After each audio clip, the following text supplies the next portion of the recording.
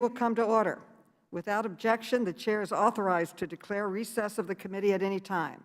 I now recognize myself for an opening statement. Today is Equal Pay Day, but it is not a celebration. Today marks the extra days and weeks it takes American women to earn the same pay that their male counterparts made in the previous year.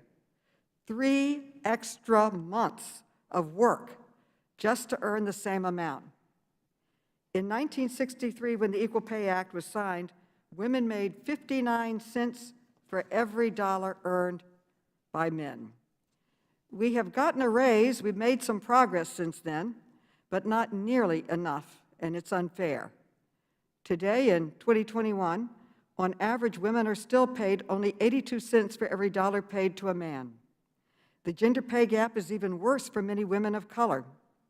For every dollar paid to white men, Asian American women overall are paid 87 cents to the dollar. Black women are paid 63 cents. Native American women are paid 60 cents, and Latina women are paid just 55 cents. Today marks All Women's Equal Pay Day, reflecting the average across races and ethnicities. Asian American and Pacific Islander Women's Equal Pay Day is March 9th.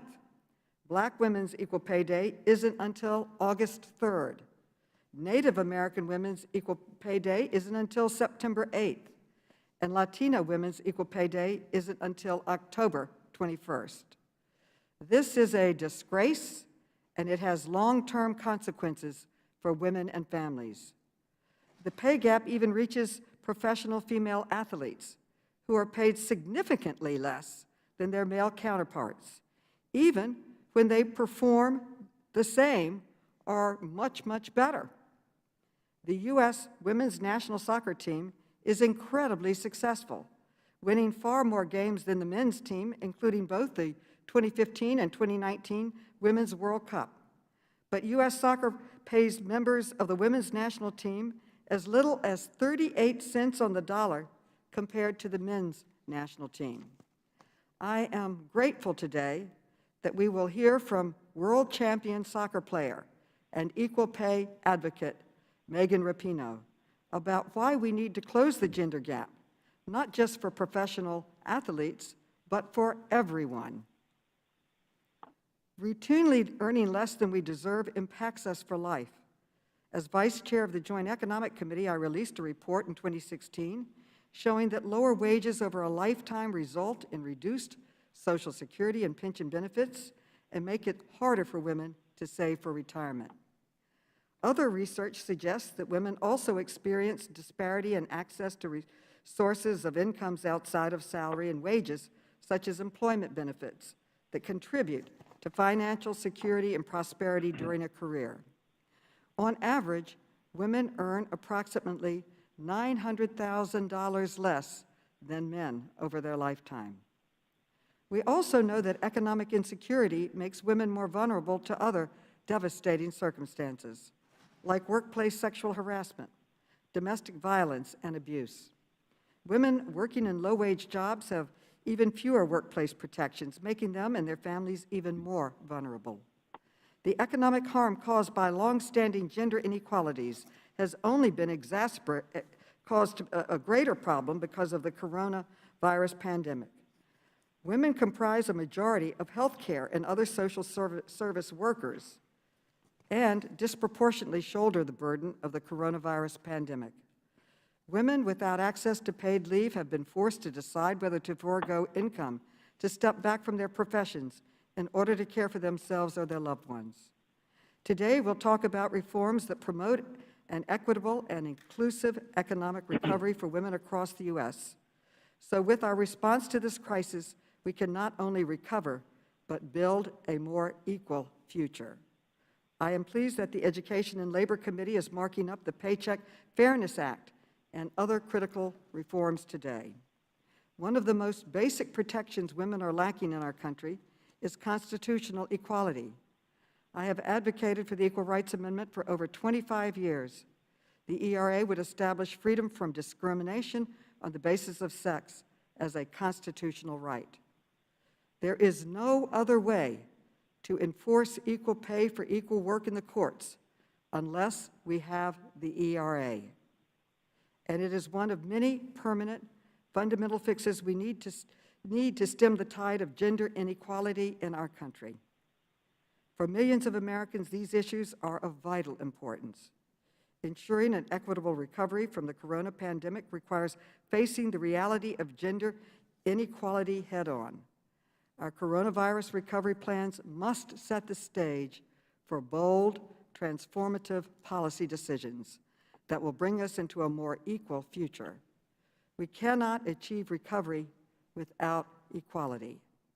I now recognize the distinguished ranking member, Mr. Comer, for an opening statement. Well, thank you, Chairwoman Maloney, for holding this hearing, and I want to welcome our distinguished guests to the committee hearing today. I would also like to set the tone for this hearing by saying two people who have the same education and perform the same job should receive the same compensation, regardless of race, gender, or any other irrelevant characteristic. I think we all agree on that. And as we discuss this important topic, I think it's important to note how the pandemic has devastated women in the workforce. Overall, since the start of the pandemic, women have lost nearly 1 million more jobs than men and account for 55% of overall net job loss. Not only are women more likely to be in the jobs that were lost when the country shut down, but the responsibility of supervising children in the remote schooling has fallen most heavily on mothers. Recent data shows that nearly 1 in 4 women are considering downshifting their careers or leaving the workforce altogether to care for their children. Yet the data shows that community spread is not tied to school spread, and we know kids are safer in school. Many teachers have been vaccinated, so it's now time to prioritize our kids. We must open schools for full in-person instruction and reopen the economy to get women back in the workforce. With that, I yield the remainder of my time to Congresswoman Mace, a pioneer for women in the workforce and the first woman to graduate from the Citadel, the military college in Charleston, South Carolina. I yield to Ms. Mace. Thank you, Ranking Member Comer. Appreciate you yielding your time. And I want to thank the Chairwoman Maloney for convening this meeting today. As someone who has broken glass ceilings and barriers all her life, like many of the women on here today and watching, I want to say thank you. But I also don't want to have a message of doom and gloom. I want to have a message of hope for every woman who's out there working or in the home. Today should also be a celebration for women. And when we talk about equality and equal rights, our constitutional rights to equality are covered and protected under the 14th Amendment, because if it's not, then that means I have no protections today. And I believe as a hardworking single mom and American that my rights are protected under the Constitution today, and I'm not denied those rights. I want to start off by echoing the ranking member's statement. Two people who have the same education and perform the same job should receive the same pay regardless of their gender, their race, their sexual orientation, or any relevant characteristics. But I think it's also important to, when we're talking about this issue, to acknowledge the raw numbers. It's not just the number that's been cited, but there are other factors. We're going to hear those numbers from my members of the other side of the aisle probably all day today. And they will no doubt be used during the duration of the hearing, but they don't give an accurate entire picture. And I think it's important when we're talking about data that we look at the entire picture. So the raw wage gap number is not a measure of equal pay for equal work. It's a comparison of averages. The often cited statistic we heard just now, about 80 cents per dollar men earn, does not actually compare women and men in the same profession who work the same hours with the same qualifications or experience. So while we have this, I believe, very important conversation and supportive of that today, I want to start with the data and context. So once adjusted for factors such as hours worked and compensation packages, family and marital status, the gender wage gap, I believe, is significantly smaller than what we're talking about today. And in most cases, when you look at the data, you look at context, we're talking about between 2 and 10%. So I'm not saying there's no gender wage gap. I'm not saying it's statistically unlikely women earn less than men. I'm just saying that it's not because of widespread discrimination. There's always been discrimination, and we may never be able to resolve it 100%. at all. And I've been in a male-dominated industry my entire life, and I've seen that discrimination in every industry that I've been in. But thanks to existing legislation that we have, in 1963, the Equal Pay Act, and in 1964, the Civil Rights Act, wage discrimination is illegal and should be adjudicated and can be adjudicated and held accountable. Bad actors can be in the civil justice system. In order to get a clearer picture, I want to briefly look at the data, and starting with hours worked. In 2019, the Department of Labor's time use survey found the average full-time working man spends 8.32 hours a day on the job, compared to 7.73 hours for the full-time working woman. So let's be clear, this is not a reflection of effort. It's women on average spend more time doing other unpaid work. There's been a survey that was done in 2019 that 22% of men say they do household work, compared to almost half of women. So don't get me started on that conversation either. but there are big differences, statistically significant differences. But hours worked isn't the only factor to consider here. The data show that women in general, they're willing to trade higher pay for more flexibility, whereas the data shows that men are willing to trade flexibility for higher pay. And children also play a role in all of this. And so these are important factors when we're having this conversation. And not too long ago, we as women, we didn't have the ability to make decisions about our professional careers, our personal lives, where we went to school. All of these have been achievements and successes that we've had, and I want us to celebrate those. As the ranking member Comer said earlier, prior to the pandemic, women were joining the workforce at a faster pace than men. Women outnumbered men in earning college degrees.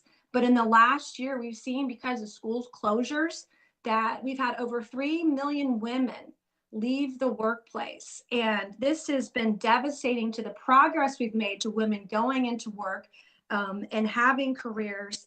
I cannot express how devastating. We've set ourselves back decades because of COVID-19 and school closures.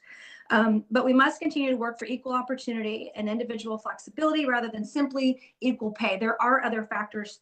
These two are not mutually exclusive. And I want to thank the ranking member for yielding his time. I yield back.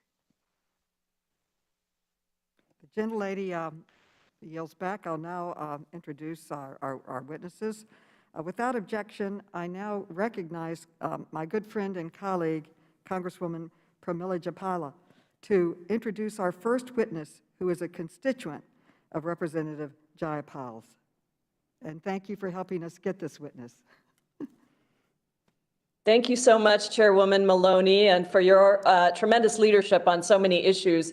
I'm delighted to be here to introduce a pride of Seattle and indeed our country, Megan Repino. Ms. Repino is helping to redefine the role of leadership in professional sports. She is a soccer superstar and a fierce activist. We all remember that remarkable moment when the crowd began chanting equal pay instead of USA after Ms. Repino and her teammates on the U.S. women's national team won their second consecutive World Cup championship in 2019. Ms. Repino is one of the most accomplished soccer players in the world. She is an Olympic gold medalist, and she's won 2 World Cup championships. She uses every opportunity to advocate for causes she cares deeply about, from social and racial justice and LGBTQ rights to equal pay. Ms. Repino is dedicated to fighting for the rights of all athletes to work in a country and a world where economic, racial, and gender justice yields equal pay, dignity, and respect. Megan, we are so very proud not only of your remarkable talents and achievements, but for your willingness to use your platform to fight for equality for all of us. Thank you for all you do, and I look forward to hearing your testimony today. Thank you. After Ms. Repino, we will hear from Ajin Pu, who is the Executive Director of the National Domestic Workers Alliance. Next, we will hear from Kara Habula Karolis, who is the Executive Director of the Hawaii State Commission on the Status of Women. She is also testifying from Hawaii, where it is a little after 3:30 a.m. in the morning, so we thank her for her sacrifice. Next, we will hear from Patrice Onwunka, who is the Director of the Center for Economic Opportunity.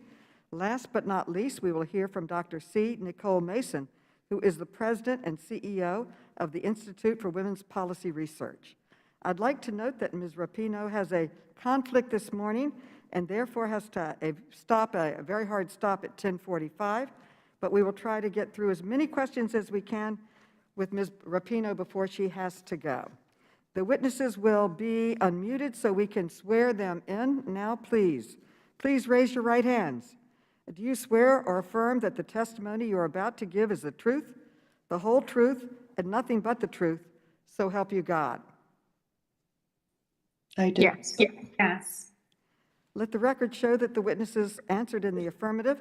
Thank you. Without objection, your written statements will be made part of the record. With that, Ms. Repino, you are now recognized for your testimony.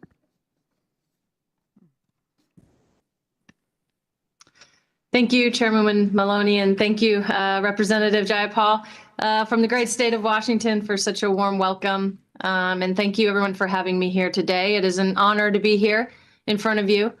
It's probably no surprise, but equal pay and equality in general is a deep and personal passion of mine.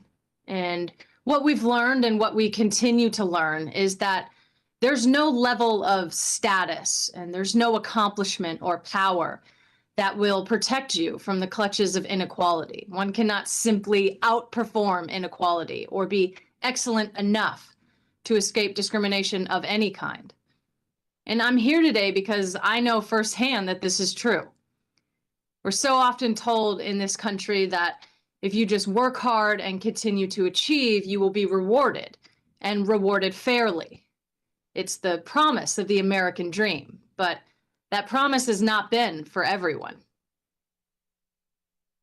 The United States women's national team has won 4 World Cup championships. We've won 4 Olympic gold medals on behalf of this great country. We've filled stadiums, we've broken viewing records, we've sold out our jerseys, all the popular metrics by which we are judged. And yet, despite all of this, we're still paid less than our male counterparts. For each trophy, of which there are many, for each win, for each tie, for each time we play, less. In fact, instead of lobbying with the women's team in our efforts for equal pay and equality in general, U.S. Soccer Federation has continually lobbied against our efforts and the efforts of millions of people marginalized by gender in the United States. And if it can happen to us, and it can happen to me, with the brightest light shining on us at all times, it can, and it does, happen to every person who is marginalized by gender. But we don't have to wait. We don't have to continue to be patient for decades on end. We can change that today. We can change that right now. We just have to want to. So, as always, LFG. Thank you. Ms. Pooh, thank you. Ms. Pooh, you are now recognized for your testimony. Chairwoman Maloney, Ranking Member Comer, and the members of the committee, thank you for holding this hearing and for the opportunity to testify on behalf of the National Domestic Workers Alliance and Caring Across Generations. Also, happy Women's History Month, and thank you for the passage of the American Rescue Plan. Because of your leadership, women who are struggling to survive have a real chance for recovery. Equal Pay Day was created to shine a light on gender pay inequity. Women earn 82 cents for every dollar earned by white men for the same work. For women of color, those numbers drop even lower. 63 cents for Black women, 60 cents for Native women, and 55 cents for Latinas. Asian and Pacific Islander women are paid 85 cents for every dollar, and within this group, there are more disparities.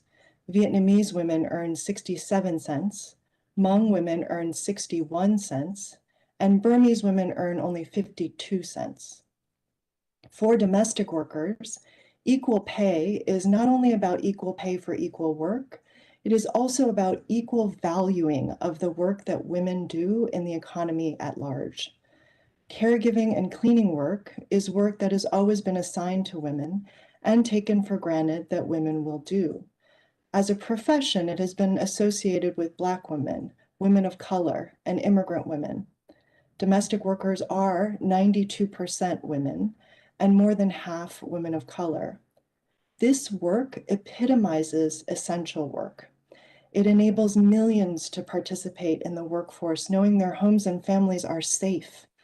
Despite what domestic workers make possible for all of us, it's shockingly undervalued.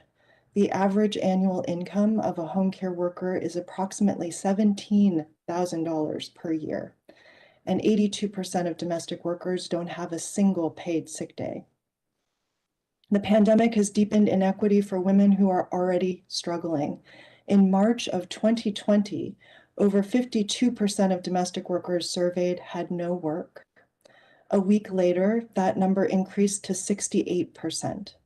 On a call with our members, one woman held up her phone to the camera to show us that she literally had 1 cent left in her bank account. Like millions of domestic workers, she was faced with the impossible choice of keeping herself and her family safe and putting food on the table. Susie Rivera, a home care worker in Texas for over 40 years, has continued working as an essential worker throughout the pandemic without paid sick days, paying out of pocket for her own PPE and safe transportation to reach her clients and to support her family, earning a wage of $11 per hour. But the care crisis for women is bigger than domestic work. According to the National Women's Law Center, women's overall participation in the workforce has dropped by 57%, the lowest level since 1988.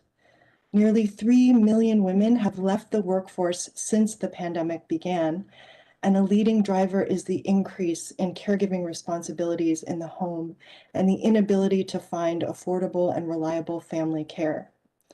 As our child care centers and schools closed, our nursing homes became vectors, and all of us socially distanced, we realized that we had no foundation or infrastructure to support our ability to care for our families, but for the invisible care work that women did and could no longer do in the same way. Especially for women essential workers in minimum wage jobs, from restaurant workers to grocery workers, too many women simply do not earn enough to make ends meet or to make care work. From the boardroom to the classroom, gender inequity in the workplace fundamentally rests on how we value or fail to value caregiving and care workers. This Congress has a profound moment of opportunity to rebuild and reset our economy to be more fundamentally equitable. The only way to achieve fair pay for care workers is for members of Congress to decide it's a priority. As we look toward economic recovery, we must pass the Domestic Workers Bill of Rights, legislation sponsored by Congresswoman Jayapal, and we must invest in caregiving the way we invest in infrastructure, the care workforce and child care, paid leave, home and community-based services that will enable women and everyone else to have the ability to return to work. Thank you. Thank you so much. Ms. Habola Karoulas, you are now recognized for your testimony. Aloha, Chair, Ranking Member, and Honorable Members. My name is Kara Habola Karoulas, and I direct the Hawaii State Commission on the Status of Women, which became the first government agency in the world to propose a feminist economic recovery from COVID-19 last year. You've heard about the disproportionate job losses, the shadow pandemic of violence, and the care crisis. I'm here to talk about what Hawaii is doing about it in the hope that our example can assist you to better integrate the knowledge developed by Native Hawaiian, Pacific Islander, Asian, and Black women. Hawaii is still Indigenous. America is still Indigenous. Our feminist economic recovery plan was guided by Indigenous knowledge and conceived in deep consultation with our community. It has different origin stories depending on each person who you talk to who co-created it. But for me, I pinpoint almost 2 years ago exactly. I was just about to finish up a long day when a wave of pain started building up in me, and immediately I started to cry. I started to cry not because I knew that my baby was coming, but because I also knew that I had a work assignment due that would not be forgiven if missed. I know the women in this hearing know what I'm talking about. Technically, nobody is going to give you flack for using childbirth as an excuse. But I knew that I would be less respected. I knew that I would be penalized one way or another for dropping the ball in our girl boss Game of Thrones work culture. So I chose work. I chose to not be in that moment. I did not choose my family, my baby, or myself. I took a deep breath and I bent over in front of my laptop and I typed, screamed, and labored until literally the sun came up. Most moms in America can recite to you the rest of the story. I went back to work when my baby and I were both in diapers because I couldn't afford extended leave without pay. This is an unremarkable story of American motherhood. This is also a story about the gender pay gap. It was only after the dust had settled that I started to allow myself to imagine what a world would be like, what that day and that year would have been like in a world that was not built around fake growth, productivity, profit, and gain. Whatever your feelings about feminism, everyone can agree that this system is breaking our hearts, and women deserve a profound reordering of values. Women face acute challenges where I live. Underneath the glossy, marketed image of Hawaii is one of America's toughest economies to survive. This was the backdrop of our feminist plan, and here are some of our key proposals that I'd like to share. First, we'd like to move beyond the GDP and utilize new measures of wealth that are not inherently sexist. We also want to end the gender segregation of the economy. We want to establish gender justice and specifically women's liberation as a core function of government, integrate a feminist lens through our policymaking, require publicly available disaggregated data so we can determine how women are accurately faring. We want to transition from dependency on over-tourism, armed conflict, and land speculation, and invest in land stewardship and local food systems. We also want to give land, housing, and a 20% pro rata share of COVID funds to Native Hawaiians first. Landlessness greatly affects women, and land acknowledgements cannot house Native Hawaiians. We want to prevent gender violence and implement the bodies back model for non-carceral abolition of harmful industries that sell the dehumanization and hypersexualization of Native Hawaiians, Asian, Pacific Islander, Black, and LGBTQ people. We also want to prioritize high-risk groups, such as transgender people, by setting hiring goals in the public sector. I'll stop there. The list goes on, but the takeaway is singular. Women don't want equal pay if it means we have to keep serving men in society through gendered labor. Our vision is much bigger than that. We want freedom from hierarchy and servitude that only a new economy can provide. Accordingly, we ask for your support in this grand project we are undertaking in Hawaii, and we mahalo you for this opportunity to testify. Maraming salamat po. Thank you. Ms. Onwuka, you are now recognized for 5 minutes. Thank you, Chairwoman Maloney, Ranking Member Comer, and distinguished members of this committee. Thank you for having me today. My name is Patrice Onwuka, and I'm the director of the Center for Economic Opportunity at the Independent Women's Forum. IWF is the leading women's organization dedicated to developing and advancing policies that enhance people's freedom, opportunities, and well-being. My work focuses specifically on expanding opportunities for women. So it's an honor to be here today to talk with you about how we can ensure women are treated fairly in the workplace. And as has been mentioned before, women made tremendous gains in the workforce before the pandemic hit. Unfortunately, we've heard about the fallout from the pandemic and other measures nationwide that are making it harder for women to pursue their dreams today. Now, some point to gender discrimination as the factor holding women back. The pay gap is held up as evidence of widespread gender discrimination in the labor force. It should not be. Fact number one, the pay gap is largely due to the choices women make. Now, more choices in their careers is actually a positive sign of progress for women. Let's look at the Bureau of State Labor Statistics. As we know, and as we heard from Congresswoman Mace earlier today, women on average earn about 82% of what men earn. But there is a massive asterisk attached to that. This is uncontrolled. The raw data point does, number one, not compare two people in the same job, and number two, control for so many factors that influence pay. You've heard about some of those factors, and I'm going to dive into a few more today. But as we know, when you control for those factors, the pay gap shrinks to 2 cents on the dollar at best. When we look at wage analysis by private employers like Glassdoor, or employment experts like Glassdoor and Payscale.com, they both find similar 2 cent to even 5 cent pay gaps. So this tells us that, yes, the pay gap is very much driven by those choices. Now, we've heard that women work fewer hours than men. They also work more part-time than men. Women and men sort differently in the workforce, men into higher paying occupations and women into traditionally lower paying occupations. Even within occupations, men and women will choose different career tracks for different reasons. When we look at Hispanic women, Black women, they are overrepresented in service jobs and lower paying occupations. Meanwhile, they're underrepresented in those higher paying positions. So it's not surprising that we see an even larger wage gap, uncontrolled wage gap for minority women. Looking at majors that women choose, women tend to consider non-financial considerations like the enjoyment of the future job, personal fulfillment, whereas men, young men in college, are thinking about their salaries, their earnings potential. And very interesting, not often heard, fewer women work in the most dangerous jobs.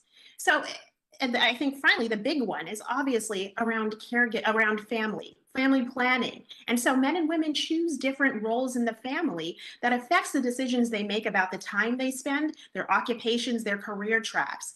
I would love to get into more of these individual factors hopefully during the Q&A, and I've submitted my written testimony that dives into that as well.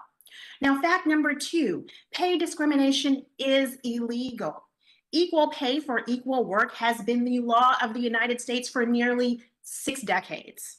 The Equal Pay Act of 1963, the Civil Rights Act of 1964, they explicitly prohibit sex-based wage discrimination. And yes, there may be instances of sex discrimination, and thankfully, American women have opportunities and means for redress. Now, Congress has introduced new measures that are supposed to protect women from sex discrimination, and we already know that it's illegal. Unfortunately, these ideas can unintentionally hamper women's progress and work opportunities, particularly flexible work opportunities. Today's woman is increasingly able to carve out the kind of work life she desires because our economy is innovating new paradigms of employment. I'm a mother. I'm a Black woman. I'm an immigrant and a proud naturalized citizen of America. And it's because of flexible opportunities that I'm able to do what I do every day. But one size fits all, government policies that may be well-intentioned would rob women of the ability to choose for themselves the best work arrangements that fit their individual, unique circumstances. So I leave you with a quote from a report on the wage gap prepared for the Department of Labor under the Obama administration. This study leads to the unambiguous conclusion that the differences in the compensation of men and women are the result of a multitude of factors, and that the raw wage gap should not be used as the basis to justify corrective action. Indeed, there may be nothing to correct. The difference in the raw wages may be entirely the result of individual choices being made by both men and women. Thank you for the opportunity to speak today. Thank you. And Dr. Mason, you are now recognized for your testimony. Dr. Mason. Good morning. My name is C. Nicole Mason. I'm the president of the Institute for Women's Policy, a think tank focused on winning economic equity for all women and building women's power and influence in society. I thank you all for the invitation to testify today and ask that my written testimony and IWPR's report, Building the Future, Bold Policies for a Gender Equitable Recovery, be submitted for the record. My Without first objection. job at the age of 12 was selling newspapers door to door in my neighborhood. By 16, I was working in a food court. In college, I worked as a waitress, and by 20, I had landed my first professional job at a local nonprofit organization. I have participated in the workforce and earned a steady paycheck for nearly my entire life. I worked out of necessity and for survival, which is true for many women in the workforce. Today, I'm a single mother by choice and the primary breadwinner in my family. I will have to work harder and longer to achieve the same markers of financial success, home ownership, savings, and wealth as most men. Across the board, women earn less than men in nearly every occupation for which there is available data. The inverse is not true. When women enter male-dominated sectors, they do out earn men.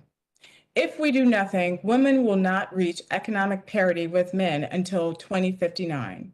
For women of color, it will take more than a century, 2130 for Black women and 2224 for Hispanic women. This means women will have to work longer or hold multiple jobs to make ends meet and care for their families. It also means that if we do nothing, my daughter and my daughter's daughter will not see pay equity in their lifetimes. Pay equity and lost earnings due to the wage gap have dire consequences for women. It is estimated that women will lose approximately $1 million over their careers due to the gender wage gap. For women of color, the loss is significantly higher. During economic downturns and recessions, such as the one we find ourselves in now, lost earnings to the pay gap make women economically vulnerable and cause additional financial hardship because they have fewer savings to cover emergencies or basic expenses when there is an unexpected loss of income or employment. Raising the wages of women to match those of comparable men would have a dramatic impact on their families. The poverty rate for all working women would be cut in half, falling from 8.8% to 3.8%.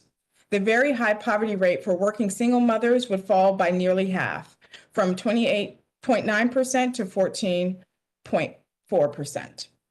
In a recent poll conducted by IWPR, more than half of the women reported in this moment not having enough money to make ends meet or to pay their bills. More than 11 million women or people across the country are behind on rent and cannot afford food.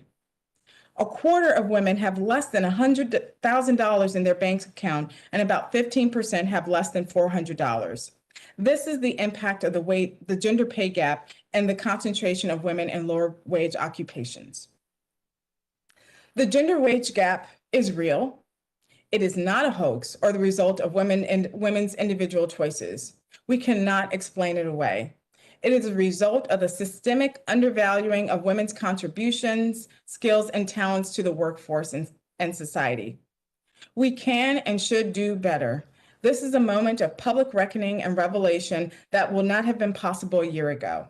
I hope that we can use it to propel us to reimagine a society, including workplaces and homes, that is more supportive of all working women and their families, including pay equity.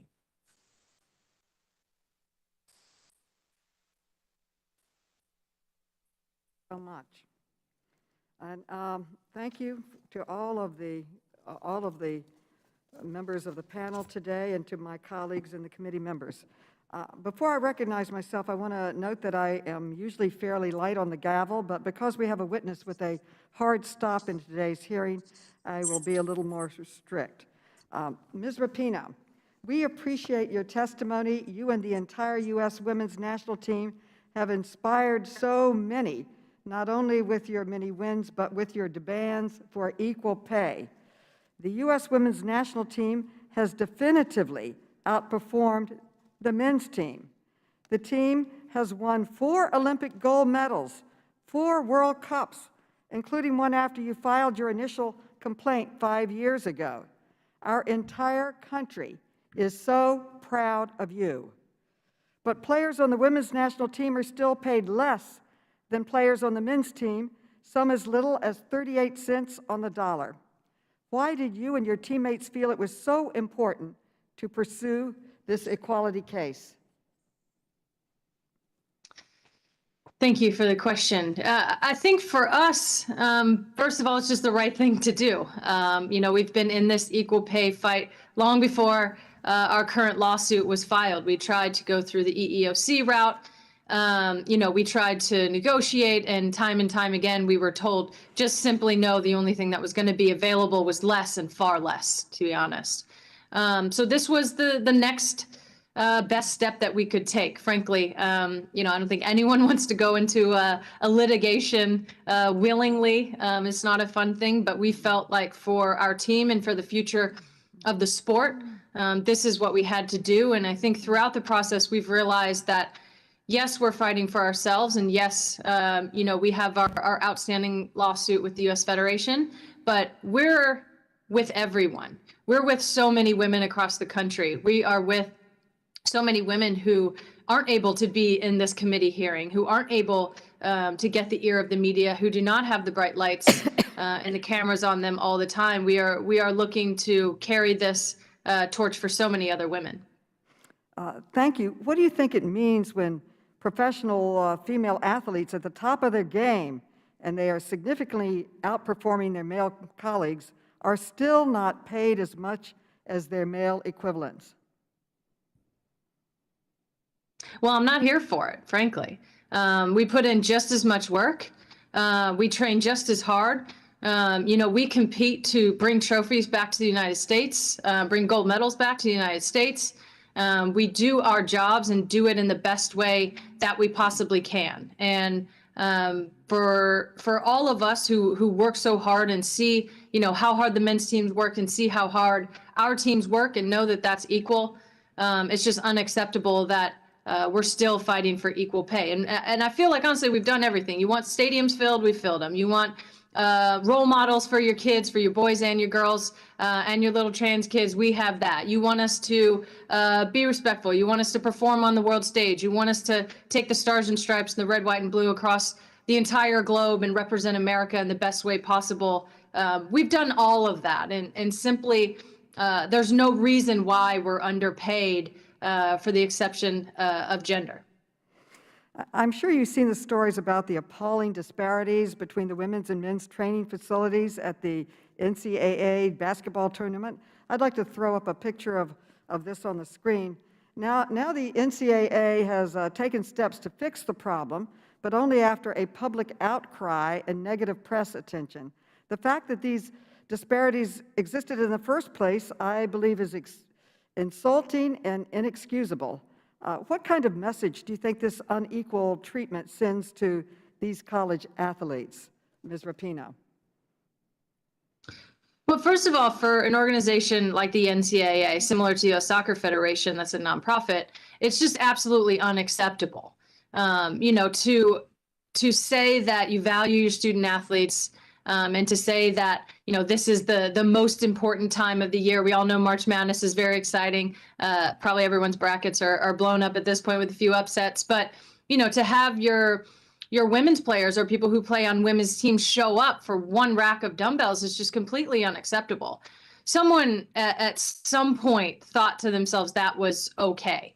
And you even saw, they had a GoPro set up to film the whole men's gym being set up. And for Mark Emmert and the executives at the NCAA, you just simply have to do better. And I'll say, even the new weight room that the women's team has is still unacceptable. It's not to the standard needed to perform at that level, and it's certainly not to the standard of equal that the men have. Testimony, you have elevated the issue of equal pay for men and women and are helping us to achieve closing that gap. Dr. Mason, what conditions throughout a woman's career lead to such a shocking disparity in retirement? You have written about it. I did a report on it as Vice Chair of the Joint Economic Committee, that so many more women are in poverty because of unfair treatment in their pay. Very briefly, Ms. Mason.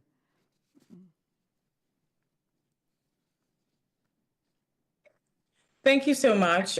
So when I think about what women's careers and what happens to them once they enter the workforce. From the very beginning, women are at a distinct disadvantage from negotiating equal pay for equal work, in terms of, lower wage workers not having benefits or paid sick leave or many other things we know that will make a difference, to the lack of affordable childcare, which again prohibits women from being able to enter the workforce and work at their full capacity. These things are these things are historic and longstanding and really impact a woman's ability, to thrive in her career, but also earn equal, to be paid equally and fairly.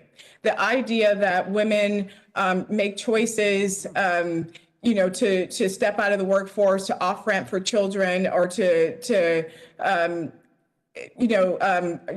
want to work or value career satisfaction or flexibility over other things is simply not true. What we have to understand is that although women are 50% of the workforce, we have not accommodated women in any real way and made sure that once women enter their careers, are able to sustain them without fear of retaliation, discrimination, or sexual harassment. These are also very critical concerns. When women experience discrimination or sexual harassment on the job, they are more likely to exit, and many women do so in silence. So in this moment, we do have an opportunity to examine not only federal and state level policies, but also examine workplace policies in the private sectors to make sure that they are fair, equitable, and provide women with the utmost opportunity to do their work and careers without fear or harm. Thank you. I now recognize our next speaker, Congresswoman Nancy Mace. Congresswoman Nancy Mace, you're now recognized. Thank you, Madam Chairwoman. Appreciate you again yielding to my time. I want to start with you, Ms. Repino. First, I just want to say that we're super proud of U.S. women's soccer. Being on the world stage, as you and your teammates have been for a number of years, it is exciting. And of course, we don't often see parity in women's sports with men's sports. And that could be, as you said, in terms of event attendance or popularity. You've made women's sports very popular, and so that's something that every American should be proud of. So I appreciate you being with us today and speaking on this important issue. But I only have 5 minutes, and so if you could just give me quick yes or no answers, I'd appreciate it. I want to make sure I can get through all of my questions. I have questions for 2 folks who've given testimony today. So my first question is, does the U.S. women's soccer team have union representation? We do, yes. Okay, and that union representation was present during the collective bargaining settlement back in 2017, is that correct? Yes. Right, and at the time the agreement was signed, you said, I think the Women's National Team Players Association should be very proud of this deal. Yet you and your teammates continue to pursue a federal wage discrimination complaint. In the recent decision on the matter, the court found the USSF, the U.S. Soccer Federation, did not commit wage discrimination because it actually paid the women's team more than the men's team on both a cumulative and per game basis. In fact, the court found the women's team earned about $220,000 per game, while the men's team earned approximately $213,000 per game. Yet you and your teammates argue that because you all earn smaller bonuses for the World Cup related matches and other tournaments than the men, there's a gender wage discrimination. Compensation is not simply wage, though. The 2017 agreement guaranteed pay for women, regardless of whether they played or not, a perk the men's agreement does not have. Is it fair to say being paid regardless of whether you played was important to the women's team and to the agreement in 2017?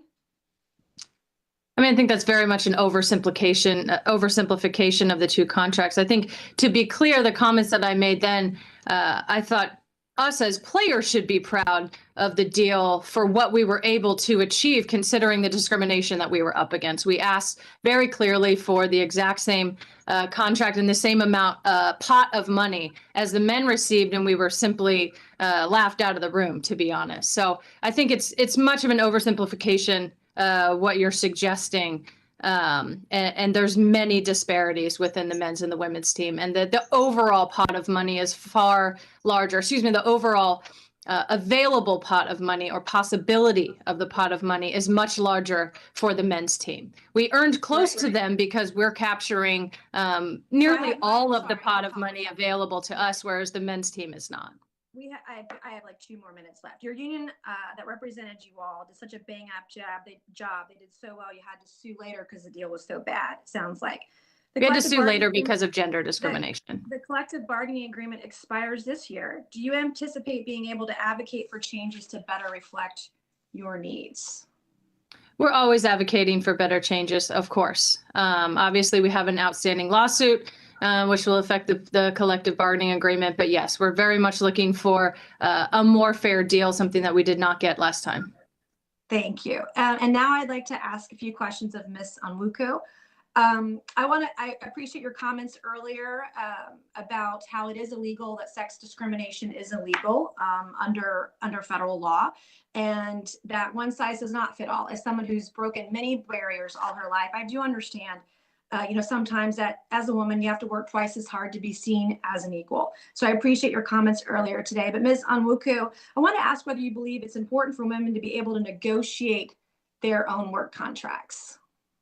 Thank you, Congresswoman. Absolutely. I think we've seen in some of these studies that women tend not to negotiate, particularly they're not trained at a younger age to understand both what they're able to ask for, but also what some of the choices that they make in terms of career track is how it's going to impact their overall earnings. So when they're going into the negotiation table, being able to have that kind of information is really what empowers them. And so absolutely women need to be empowering and to overcome wage gaps. I think we need to ensure women know what they want and can value their time and their efforts effectively.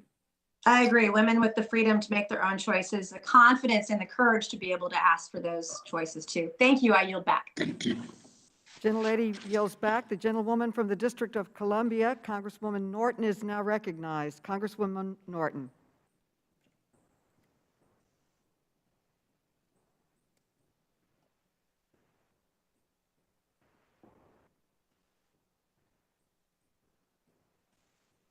Are you having difficulties, Congresswoman Norton? Do you have technical difficulties? You are now recognized. This is Congresswoman Norton. Have I been recognized? Yes, you are recognized. Madam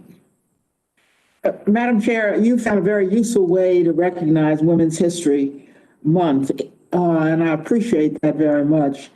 It was my honor to enforce the 1964 Civil Rights Act long before I came to Congress.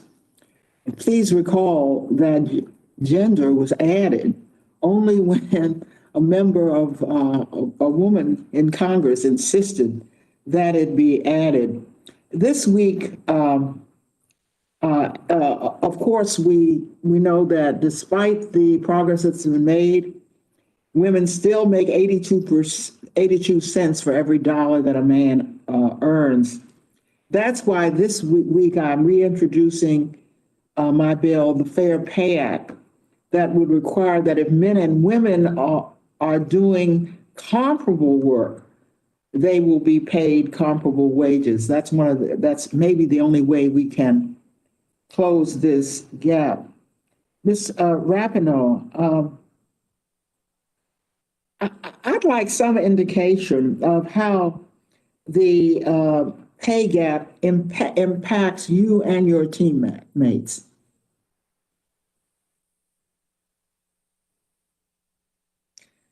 I mean, There we go. The classic mute. Something that gets a lot of headline when we talk about equal pay is people's individual salaries or their individual compensation. And I think what's often missed is the investment in resources, whether that's on the business side, whether that's in TV and marketing, branding, ticket sales, whatever it may be. The women's national team in so many ways is a business. We have a product, we're on the field playing, and we sell around that product. So the lack of investment, and you saw it, we brought it up before with the NCAA Women's March Madness tournament, with a lack of proper investment, we don't really know the real potential of women's sports. What we know is how successful women's sports have been in the face of discrimination, in the face of gender disparity, in the face of a lack of investment on virtually every single level in comparison to men. So for me, it goes much deeper than just what's hitting my bank account, which is a little bit light as always, and we would love to fix that. But it's about investing resources into the team and into the business of the team, so the next generation can actually fully realize their potential as a sport. Thank you. When employers ask about a woman's salary history before making an offer of employment, we now know that entrenched the systemic pay gap. Another bill I will be introducing this week is the Pay Equity for All Act.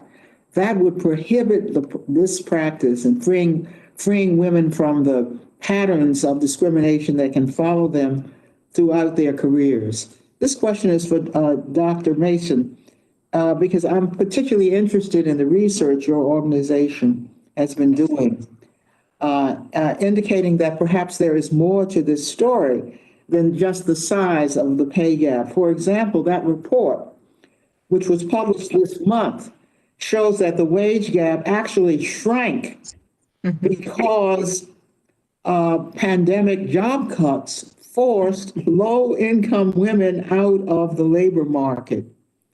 Can you explain this finding? So I want to say something really very important. The pay gap has only closed by about 20 cents over 4 decades. So it's moving at a really glacial pace. And as a result of the pandemic, more than 5 million women have fallen out of the workforce, many of them lower wage workers. And so what we need to understand about this workforce is that not only do they earn really low wages, but they also have very few benefits, job security, job flexibility, and all those things that we know makes a difference for working women. So the reason why it's shrunk, and I want to be very clear when we talk about the shrinking of the pay gap because of the pandemic, we're talking about a fraction of a cent or 1 penny. And that is because the women earning the lowest wages fell out of the workforce. I want you to imagine for a moment if those women made much more or earned the value of what they contribute to our society. We would accelerate the closing of the pay gap. That's what we need to be focusing on. How can we raise wages for the most vulnerable workers and pay women what they are worth and their value of their contributions to our society and the economy? Thank you very much, and I yield back.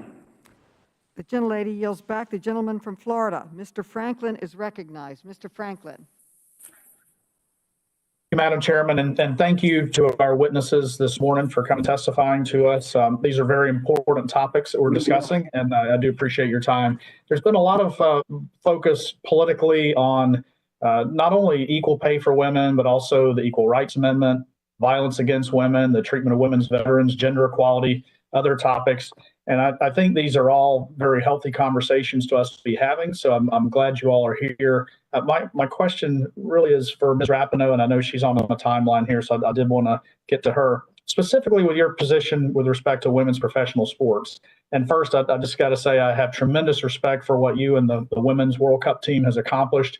You've represented our country well, and it's amazing to see our women compete at that level and really making America proud for your accomplishments. So thank you for that.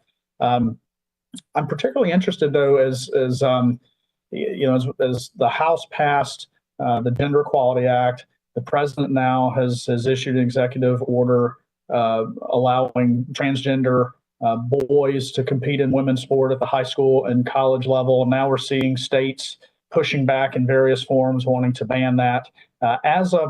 As a female professional athlete who has reached the absolute pinnacle of your profession, I would really be curious to hear your thoughts on how you see this developing and the potential impact that may have over time for young women in their ability to reach the highest levels of those sports.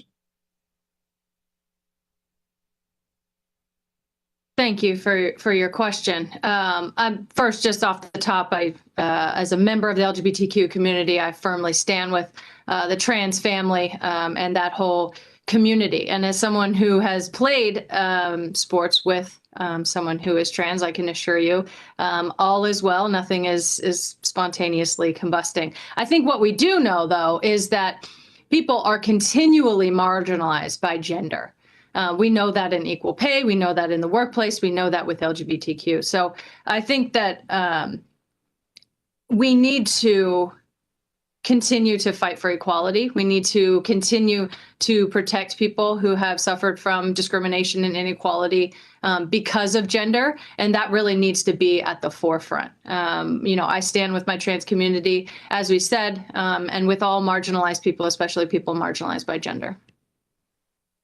Well, I appreciate that. And I'm certainly not trying to pit one group against another. I just, as a father of daughters who played soccer, and I see how that process, the works. And when you think, soccer itself is the most popular sport in the world, there are millions of both boys and girls that grow up playing that sport. And as the competition winnows, as you reach higher levels, there are fewer and fewer opportunities. And certainly at the levels you've competed at, there are very few opportunities for women. Will it be fair, with such limited numbers of people available to play those sports, if women, biological women, are having to compete on the same field of play with biological males? And not to make it a sexual, a gender kind of issue. I'm not trying to pit one group against another. I'm talking pure fairness on the ability to actually do the job, because ultimately that could have an impact on pay as well if women are denied opportunities for things that are completely beyond their control. I mean, again, I think that's the reason that we want our kids to play sports, is for all of the incredible aspects and character building and community building and self-confidence building that happens in sports. And to completely cut out an entire section of people, I don't think is appropriate. Okay, but they would not be cut out, because these same athletes are able to perform and play within sports by their biological designation. But does it seem to you to create an unfair advantage that biological males may be able to compete against biological females? I mean, I think for me, it would be unfair to continue to marginalize anyone by gender. Okay, I see. We're not gonna get to a clear answer on that, but thank you, and I yield back, Madam Chairman. Gentleman yields back. The gentleman from Massachusetts, Congressman Lynch, is recognized. Congressman Lynch. Thank you very much. I want to thank all of the witnesses for your willingness to come before the committee and help us with our work. Dr. Mason, I'm a former union president, represented the ironworkers here in Boston. I also represented as a labor attorney, a union labor attorney. I've had the opportunity to represent the wardrobe workers, which is a group of women, mostly. I'd say about 85% of the members of that union are women. And the one thing I want to point out, I know that your group, the Institute for Women's Policy Research, has done a lot of research around the role of unions and the impact on their membership, especially women and non-traditional employees in those unions, and the impact of the collective bargaining agreement on those workers. At least in the unions that I have represented, once the union wage is established, everybody gets that. So whether you're a man, a white male, a woman of color, person of color, everybody gets that wage after the contract is negotiated. Every single person gets the same pension. Everybody gets the same health benefits. Everybody gets the same vacation and leave. So I'm interested in hearing, Dr. Mason, how your research has assessed whether membership in a union is better for women. Are women in unions doing better than women who are working in a non-union environment where the wage rates and benefits are less firm and not transparent? So absolutely. Thank you for that question. So women in unions fared better during the economic downturn. They had more job security. Their wages were stable. They had paid sick leave benefits. So yes, when we think about union membership and the importance it is, how important it is for women, and also mitigating things like the pay gap and making sure that women are able to economically provide for their families. Absolutely. What we know also is that when we think about anti-pay secrecy laws, which are on the books in many states, when we did in one of our recent reports, we found that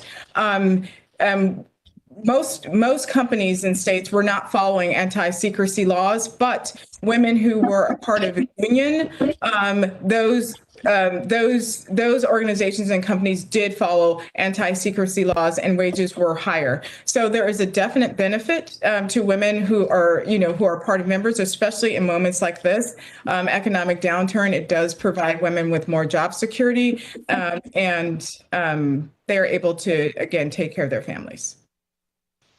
Tell me, Doctor, I know you focus pretty much on the impact of the pandemic.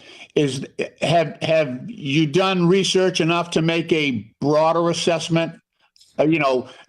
Let's not just in the pandemic, but talking about generally. Whether we have an upbeat economy or a downturn like we're experiencing now. What is the impact on women in the union environment versus being not in a union environment? How does that play out? So generally speaking, women who are part of a union earn higher wages, have better job protections, job security, and again, have pensions, retirement and investment accounts. So in general, regardless of whether or not we're in economic downturn or this moment in the pandemic, women and unions are really critical to building women's long-term economic security and success, especially when we think about women entering non-traditional, higher paying sectors. Unions are critically important to their success. Okay, thank you very much. I appreciate your research and your testimony. And Madam Chair, I yield back. The gentleman yields back. The gentleman from Texas, Mr. Fallon, is recognized. Mr. Fallon. Madam Chair, thank you very much. We live in a market-based free enterprise economy.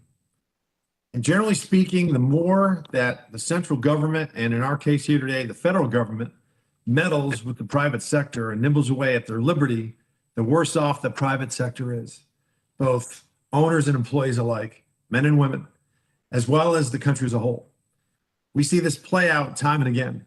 So we should, and really need to, tread lightly when discussing more regulation, rules, and codifying compulsory actions and behavior.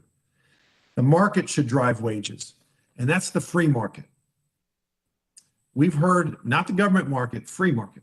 We've heard for years claims by some that American women on average, and we've heard different varying figures, 70 cents on the dollar, 82 cents on the dollar for what male counterparts make. But what many folks don't realize is that's not a fair comparison, apple to apple. And we've heard a little bit about that today. It's simply comparing median earnings of all men and women classified as full-time employees. That's a misleading figure, and it's unfair not to take into account other factors. For instance, the job itself, the skill level of the employee, the experience of the employee, the hours worked by that employee. And that's very interesting to note here, as according to the Department of Labor in 2019, the average male worker put in 8.32 hours per day compared to the average female worker who logged in 7.73 hours per day. That alone accounts for a 7% difference. As a whole, female workers tend to consider and choose flexibility, which can account for lower wages, while men on average gravitate to a higher degree toward less desirable work hours, location, and occupation, so long as it pays a higher wage. Until I took this most recent job 3 months ago, this most recent government job, I'd been an entrepreneur for 25 years. My goal, like nearly all of the millions of other business owners across the country was to hire the best people possible. I never gave a hoot about their ethnicity, race, gender, or sexual preference. Didn't care about it on an application, didn't care about it when they became my employee, because that was immaterial and it was irrelevant. Now, let's just put aside even the morality and the legal considerations, because pay discrimination has been illegal in this country since the Equal Pay Act of 1963 and reinforced by the Civil Rights Act in 1964. But even putting that aside, it's simply really bad business to discriminate in these callous ways. It's so incredibly difficult to find good employees, and to find great ones, it's even tougher. My point here is that I'm no different than the other millions of business owners around the country. We all aim to find talented folks, hire the best people, and pay for performance. The cream rises to the top, as it were. And if these alarming disparities that some claim that exist, if they existed in actuality, let me ask you this question and think about this. Why would, well, you have to ask yourself, why would businesses not just to hire all women? Because we know how talented female workers are in America. They are certainly equal and just as capable as their male counterparts. If a business owner could get an employee to do the same job, but only have to pay 70 cents or 82 cents on the dollar, 53 cents on the dollar, what have you, why wouldn't you do that across the board? Hire your entire workforce in that manner. Ownership would save a colossal amount of money on wages. Your labor costs would collapse and your profits would rise. But that doesn't happen. Now, why? Because this alleged wage gap is grossly overstated and exaggerated for political benefit. And any type of, quote, Paycheck Fairness Act would almost certainly result in fixed pay scales by companies, and that's just awful. The result of which we see, the output and productivity crumbling as the best employees, both men and women, the one that work the hardest, work the longest hours, and work the smartest would suffer the most, because many businesses would be unable to have the option to pay bonuses and give spot raises and properly reward and incentivize their highest producers. This also we saw play out, I believe, in Denmark when this happened over there. So this is about the free market, and this is about liberty, and this is about what the market will bear in all things, whether it's sports or business. So thank you for the opportunity to share my thoughts today, Madam Chair, and I yield back. The gentleman yields back. The gentleman from Virginia, Mr. Conley, is now recognized. Mr. Conley. Thank you. Thank you, Madam Chairman. And let me begin by saying, oh my God. What we just heard requires you to forget a blatant history of exclusion and discrimination and direction with respect to women's careers. Ruth Bader Ginsburg, one of the most outstanding jurists in American history, couldn't get a job at a law firm because of her gender. That's not ancient history. That's not the market working perfectly. That's, in fact, an enormous failure to recognize talent. The opportunity cost of that over the first 200 years of the Republic is incalculable. Mr. Fallon would have us believe the market will take care of it, and we don't need no stinking federal regulations to interfere with that perfect market. Dr.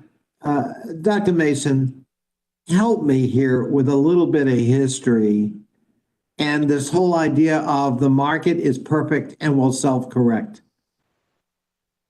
So it is right that we live in a market economy, but the market economy is not working for women, people of color, workers who are in sectors that are lower wage and lower earning. So one of the things I want to correct that was said is that this idea that if businesses should just hire all women if they could get them on the cheap. That is just not how this works. We need to talk about labor market segmentation and the fact that there is not one sector that is dominated by women where they out-earn men. So let us just start there. And when men enter sectors that are dominated by women, they earn more. And again, the inverse is not true. So we need to understand that. And The other thing I want to say and be very clear about that this is not about individual choices. It is not about what I was able to do and pull myself up by the bootstrap. This is about the collective good, our values, and and how we might be able to support the most economically vulnerable in our society. Dr. Mason? Yes. If I could just interrupt a little bit, help me with history though. Is it not true that whole professions were actually denied women until relatively recently? You could be a nurse, but you couldn't be a doctor. Absolutely. You could be a legal assistant, but you couldn't be a lawyer. Absolutely. You certainly couldn't be a jurist. I mean, we could go down profession after profession that were absolutely closed to women, not by law, but by that free market Mr. Fallon thinks is so perfect. So expand on that a little bit and the harm that caused and the wage gap that created that was structural. So again, labor market segmentation and a lot of the gender disparities that you're speaking about have been institutionalized by practice, individual behaviors blocking women from holding particular jobs. And it has had a detrimental impact to women's career advancement and mobility in society. You are absolutely right. Women have been barred from holding positions, not because they don't possess the skills, talents, and abilities, because men particularly, are telling them no and barring them from being in those professions. And what we miss out when we do that is talent, contributions, productivity. The economy suffers when we do that. So historically, we also have to remember that it wasn't until 1963, 64 that, we passed the Civil Rights Amendment, which guaranteed equal protection under the law for workers. We're still battling around issues of pay equity and pay transparency. These are problems that are happening today. So this idea that the market will take care of these things, we know it is not true. And even how we measure economic security and prosperity is outdated. And we should really think about how we are helping the most and protecting the most economically vulnerable. Thank you. Yeah, I think you could even make the opposite case that the market actively worked against gender equality and opportunity for women. And I might say in closing that applies to our own profession, politics.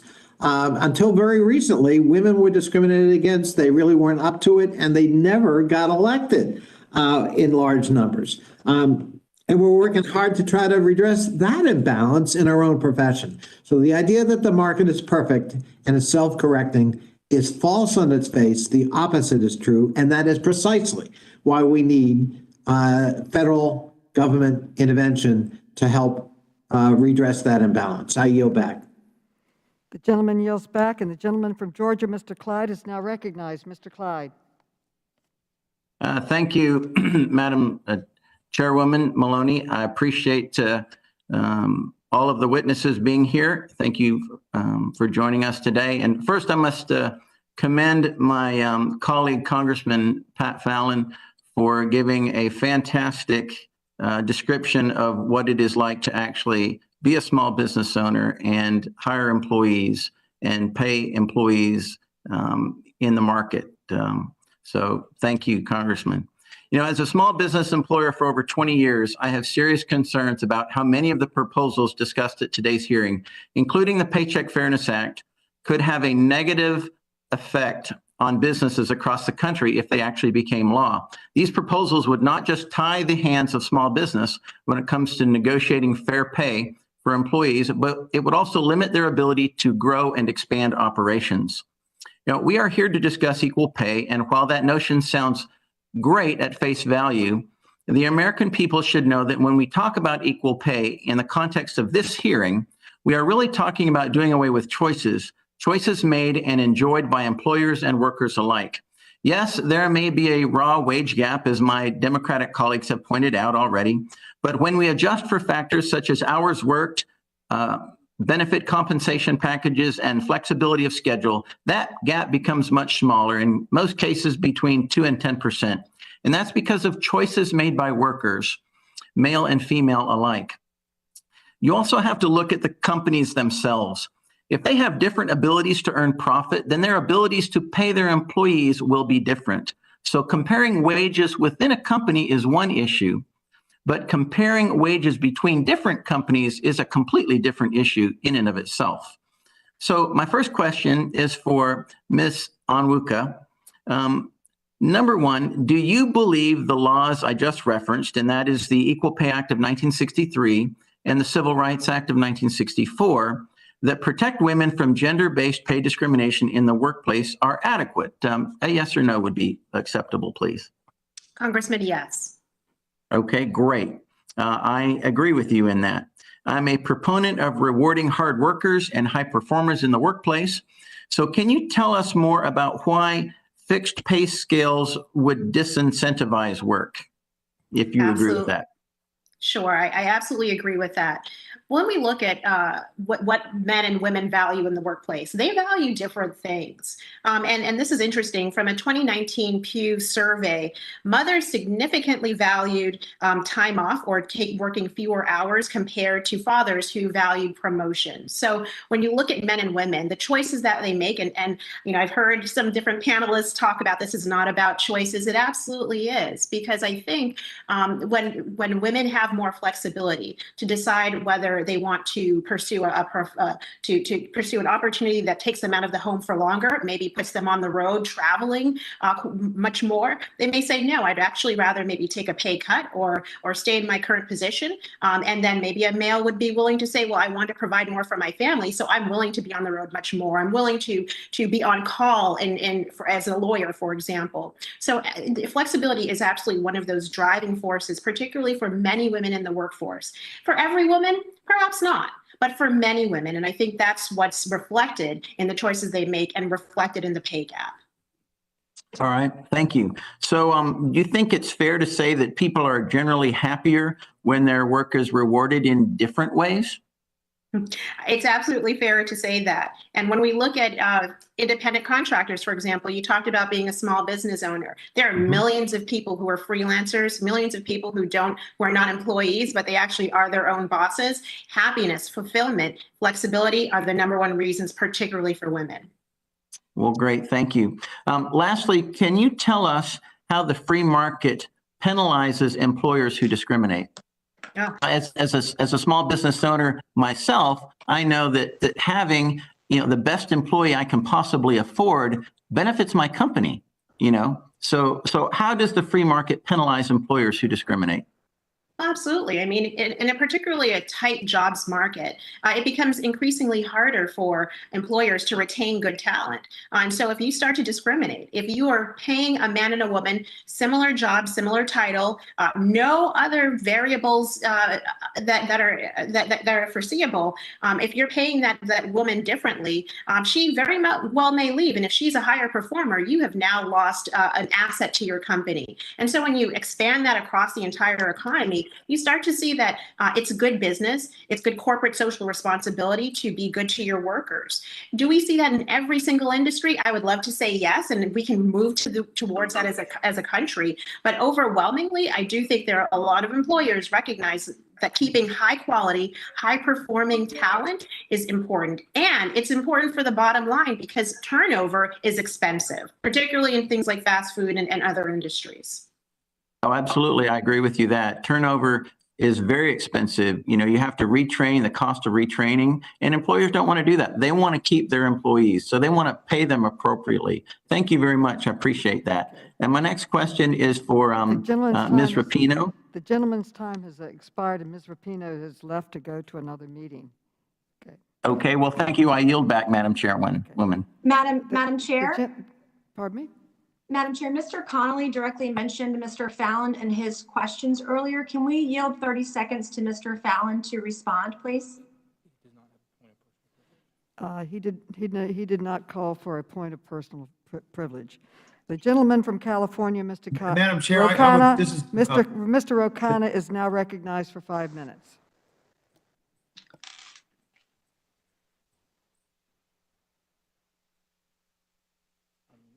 Mr. O'Connor, unmute. Does he hear it?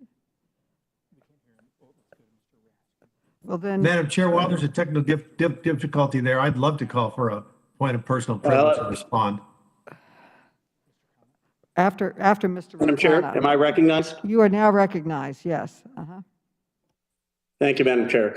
I just want to start by correcting the record about some of the misinformation about trans women's participation in sports and cite some of the data. First of all, since 2004, the Olympics have had a policy that is trans inclusive. And guess what? Not one trans female has actually qualified even at that level. So this is just a totally manufactured concern. Yale University has done a study that actually says that higher testosterone levels do not provide competitive advantage.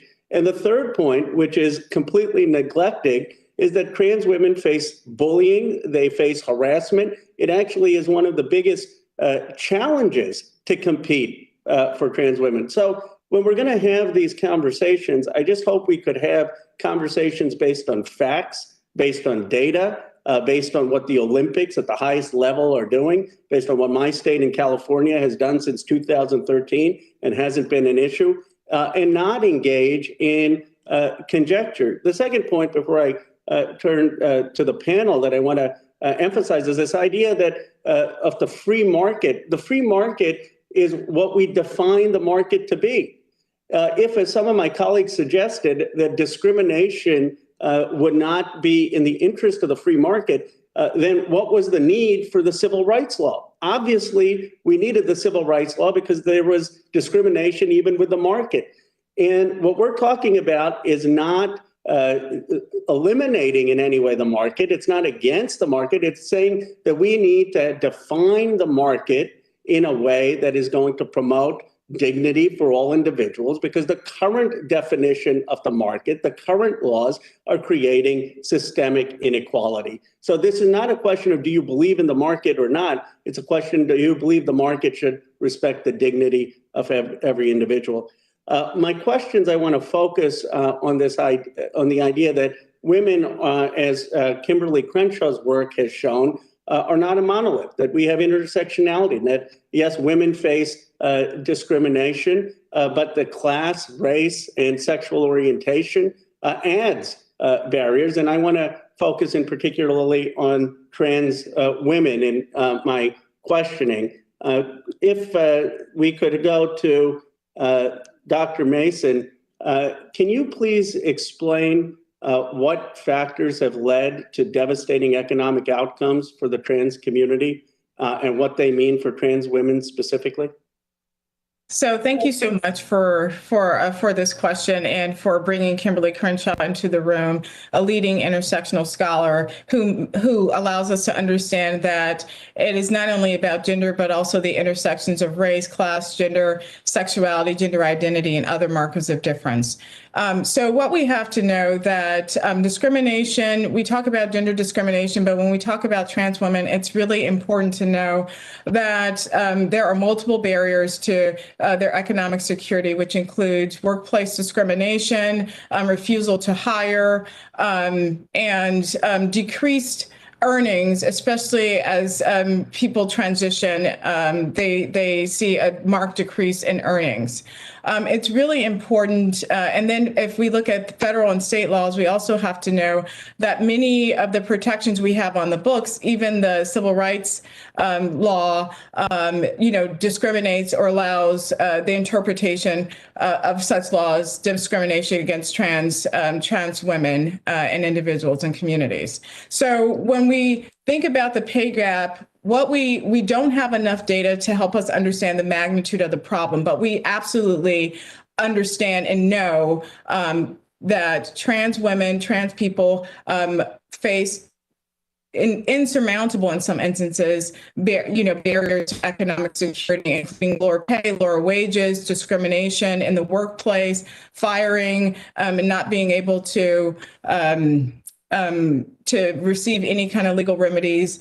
So again, it is really important to provide a fuller context for this conversation, even when we talk about payment and hiring and free market economy, understanding that different women are impacted differently in the economy and in the workforce. Thank you for that, Dr. Mason. And in fact, You're absolutely right. I mean, the Human Rights Campaign found that nearly 30% of transgender individuals have been forced to take unpaid leave during the pandemic, as opposed to just 7% of the general population. That is more than 4 times as much, the disparate impact on transgender women. I guess I would ask you, what policies can the United States implement as part of the economic recovery to ensure equity for transgender women? And more generally, to consider Kimberly Crenshaw's paradigm breaking scholarship on intersectionality. How should that inform our policy? What we need to do is make sure that policies are representative and inclusive and not exclusionary to trans people, making sure that our federal policies and laws, including the Equal Rights Amendment, is gender inclusive and representative. Thinking also about the ENDA, the Employment Non-Discrimination Act, making sure that it is trans inclusive. These are all things that will go a long way into making sure that some of the challenges we see for trans women in terms of employment as well as earnings and wages over time, we can mitigate those. And the other thing I do want to lift and bring into this conversation, and for the record, is that 15% of trans people report making and earning $10,000 or less per year, a rate of poverty that is nearly 4 times that of the general population. And many report losing a job because of bias and report experiencing some form of workplace discrimination. So we can let the market work, but we understand that the market is imperfect and that we need inclusive and representative laws to make sure that we can close some of these gaps that we've been talking about today. Thank you. Ms. Pook, could you briefly explain the concept of, quote, chosen family and how the pandemic has placed additional burdens on trans women who care for members of their chosen families? Essentially, all of us have people in our lives who we care for. We have loved ones, and the definition, who we care for and who care for us. The former First Lady, Rosalind Carter, said there's only 4 kinds of people in this world: people who are caregivers or will be caregivers, people who need care or will need care. And we have in our country an incredibly expansive and non-monolithic, pluralistic way in which we express family, and the ways in which we choose oftentimes who is considered family, who we care for, and who will care for us. It's not necessarily just on the terms of biology. And so, and we believe that it is very important that we have a very inclusive definition of family to support all the ways in which we are caring for the people that we love in our lives, and they are caring for us. And has the lack of a comprehensive paid family and medical leave program disproportionately harmed trans women because of our exclusive definitions of family? The gentleman's time has expired, but the gentlelady may answer the question. Thank you. Absolutely. I think this is a moment to reset our definitions and our frameworks to be as inclusive as possible so that we leave no one behind in our economic recovery. As a group that represents domestic workers, a population of workers who is left out of the New Deal, explicitly excluded from the National Labor Relations Act and the Fair Labor Standards Act, we need to have a very close eye on who we may be excluding in our definitions of our economic policy moving forward, because there are generational impacts and inequities that will continue if we do not do so. Thank you. Okay, the gentleman's time has expired, and in the spirit of fairness, the gentleman from Wisconsin, Mr. Grossman, is recognized. He can yield some time to Mr. Fallon. Our parliamentarian ruled there was no violation of decorum. The mentioning of the name was addressed in the substance. They were discussing substance, not a personal attack. I now yield to Mr. Grossman. Right. And in the interest of fairness, I yield my first 30 seconds to Congressman Fallon to respond to comments made earlier. Well, thank you, sir. You know, our esteemed colleague, Mr. Conley, took exception to my comments because of the history of sexism and discrimination in years past in these United States. He cited when Ruth Bader Ginsburg entered the workforce in 1959. My assertions and comments obviously would not have held true in 1959, but sir, they do in America in 2021. The free market isn't perfect, but it's a whole world better than a regulated central planning. I yield back. Thank you. Mr. Grossman's recognized. Thank you. I'll begin with a question to Ms. Onwaka. I hope I got that right.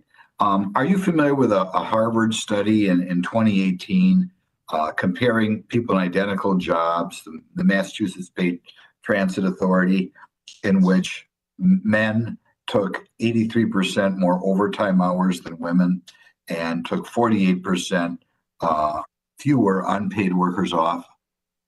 Congressman, yes, I am. I've read that study. It's an illuminating study. And I know, there are people who are going to maybe hate some of the people who work there for the choices they make, but you want to give us those numbers again and what we can learn from them? Well, I don't have it off the top of my head or in front of me, but just overall, some of the trends we saw, women tended to drive during the daytime rather than during the evening for their own security. Women chose to do longer trips rather than men doing shorter trips, and women just, their choices around, when they're working and the flexibility, they really scheduled it. They weren't working as much on the weekends and particularly overnight during those peak moments when obviously for everyone who's ever taken Uber, you can certainly earn a little bit more from all those partiers and club goers. So, I think women are prioritizing flexibility, but also in that case, they're prioritizing their own safety and security. Right. And men in that study, correct, took 83% of the overtime hours. So whatever reason, both on the same job, men were more likely to grab overtime, right? Yes. And so if we did a study of people in identical position, running the buses or subways or whatever we have in Massachusetts there, you looked at that, you would say we have a problem. Some people would say we have a problem there.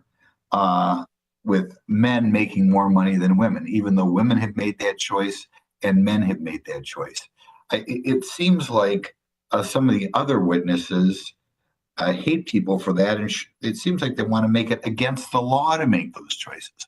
What do you think about the idea that it should almost be against the law, or there's something horrible about women not wanting overtime? Should we have to force the women to take the overtime, or how should we have to deal with that?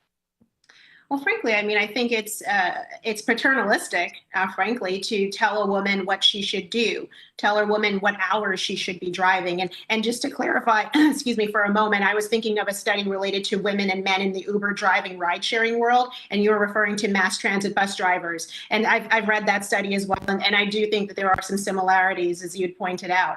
But just overall, I think what's important about where we are in 2021 is the fact that women have so many more choices than they did in 1963, 1964. And I think that's reflected in the growth of women entrepreneurs in this country. And so the idea of you need to tell a woman what hours to work to schedule her, or this idea that federal legislation would somehow eliminate the pay gap overnight, whether that's gender-based pay gap, also layering on race and layering on gender identities. That's not going to happen because, again, individuals are sorting using economic terminology. They're sorting into the types of occupations they're interested in. And it's not just for pay, particularly for women. It could be flexibility. It could be fulfillment. And so we have to respect the choices that women get to make. We should not be determining or telling them what choices they need to make. Right. And it is apparent from some of the other witnesses we have today, almost the hatred against a woman who wouldn't want to work the overtime. And of course, that's a decision we all have to make to work 40 hours a week, to work 50 hours a week. In the end, do you think maybe other witnesses up here are going to have to work to the point where women are going to have no choice but to work overtime because they want in the future these studies to show men and women making identical amounts? Is that a danger out there? I would hope not. Perhaps it is a danger. I don't think so, because people are making choices for themselves. I don't think that it's possible. What I do think you're going to see is that when corporations, for example, are penalized for some sort of pay gap that's based on these misleading statistics, these just raw numbers, they will make decisions, HR decisions, to say, well, I'm not going to negotiate with you as an individual for what you want. I don't want to have the government come down on me and bring the hammer. So we've got to be careful that federal law does not backfire on women in the workforce. Right. I could see the day in which a company would say, you've got to work overtime because I've got to make the form work out right for these diversity bureaucrats. Thank you for your answers, and thank you for giving me a couple extra seconds. Thank you. Thank you. The gentleman from Maryland, Mr. Raskin, is now recognized. Thank you, Madam Chair. Well, with that set of questions, I think we've arrived at an interesting place in the conversation. Everybody seems to agree that if a man and a woman are both doing the exact same job and the woman is paid 20% less, it's against the law under the Equal Pay Act. And there are cases like that all the time. But as one of our colleagues pointed out earlier, that may account for a small percentage. I think she said 2 to 5%. I think Ms. May said 2 to 5% of the wage gap. So really, when we talk about these dramatic differences in what women and men make, it has to do with structural inequality within the workforce. And Mr. Grothman has just offered the theory in that last colloquy that this is all about the choices that women make, the flexibility that women want to have, the fulfillment choices they're making. It is interesting that with millions and millions of people in the workforce, the flexibility and fulfillment choices made by women always seem to end up with women making a lot less than men. It never randomly seems to work out the other way, that the fulfillment and flexibility choices men seek end up in men making less money. But I want to go to some of the people who actually studied this. And I'd like to ask Dr. Mason this question. If we've got structural discrimination, that there are certain sectors of the workforce like childcare, elder care, other caring professions that are systematically underpaid, and this is associated overwhelmingly with women being in those positions, would we say that that's just the market operating, or is there something that we can do about that if we're interested in actually rewarding women equally and empowering them? So one of the things I want to say is that if we were really truly talking about a market operating the way that it should, then care workers, elder care workers would be making much, much more. But because the sector is dominated by women, wages are depressed. And so this is not simply about the market doing its thing, because we know that in a market economy, women are disadvantaged because of historic racial and gender discrimination. And when we talk about choices, it's also important to remember that for many women, these are constrained choices.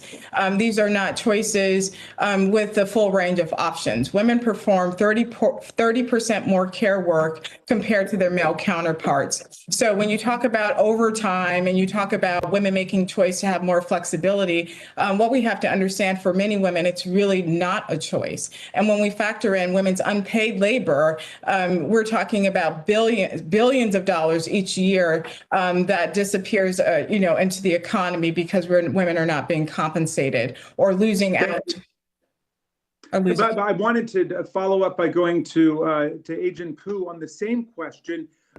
You pointed out that when the National Labor Relations Act was passed back in the 1930s, that domestic workers were specifically excluded from the ability to organize under the Wagner Act, just as farm workers were also roped off. And there were clearly both racial and gender dimensions to those decisions by Congress.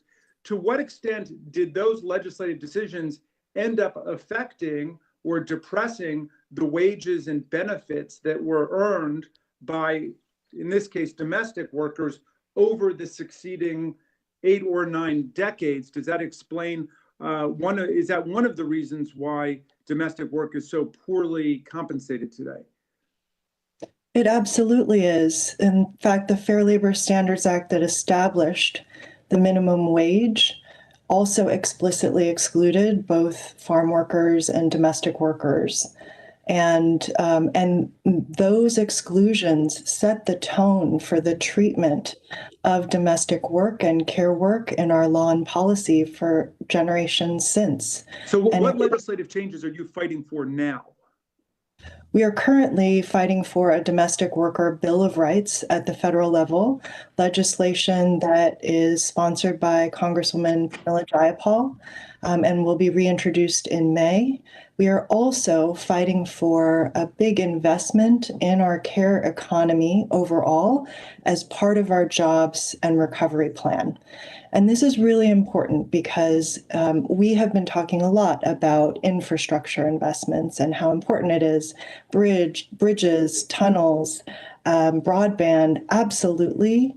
And I would argue that caregiving, childcare, paid leave, home and community-based services for the elderly and people with disabilities, and the workforce that supports those essential needs on the part of working families are essential infrastructure in order to enable our economic recovery and our ability to get back to work. Care jobs are job-enabling jobs.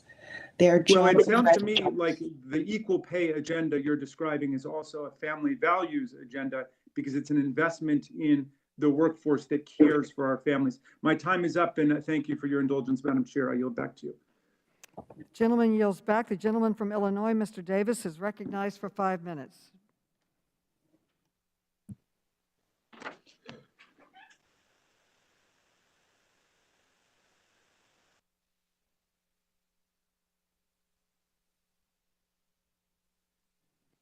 Ms. Tlaib, Congresswoman Tlaib is now recognized.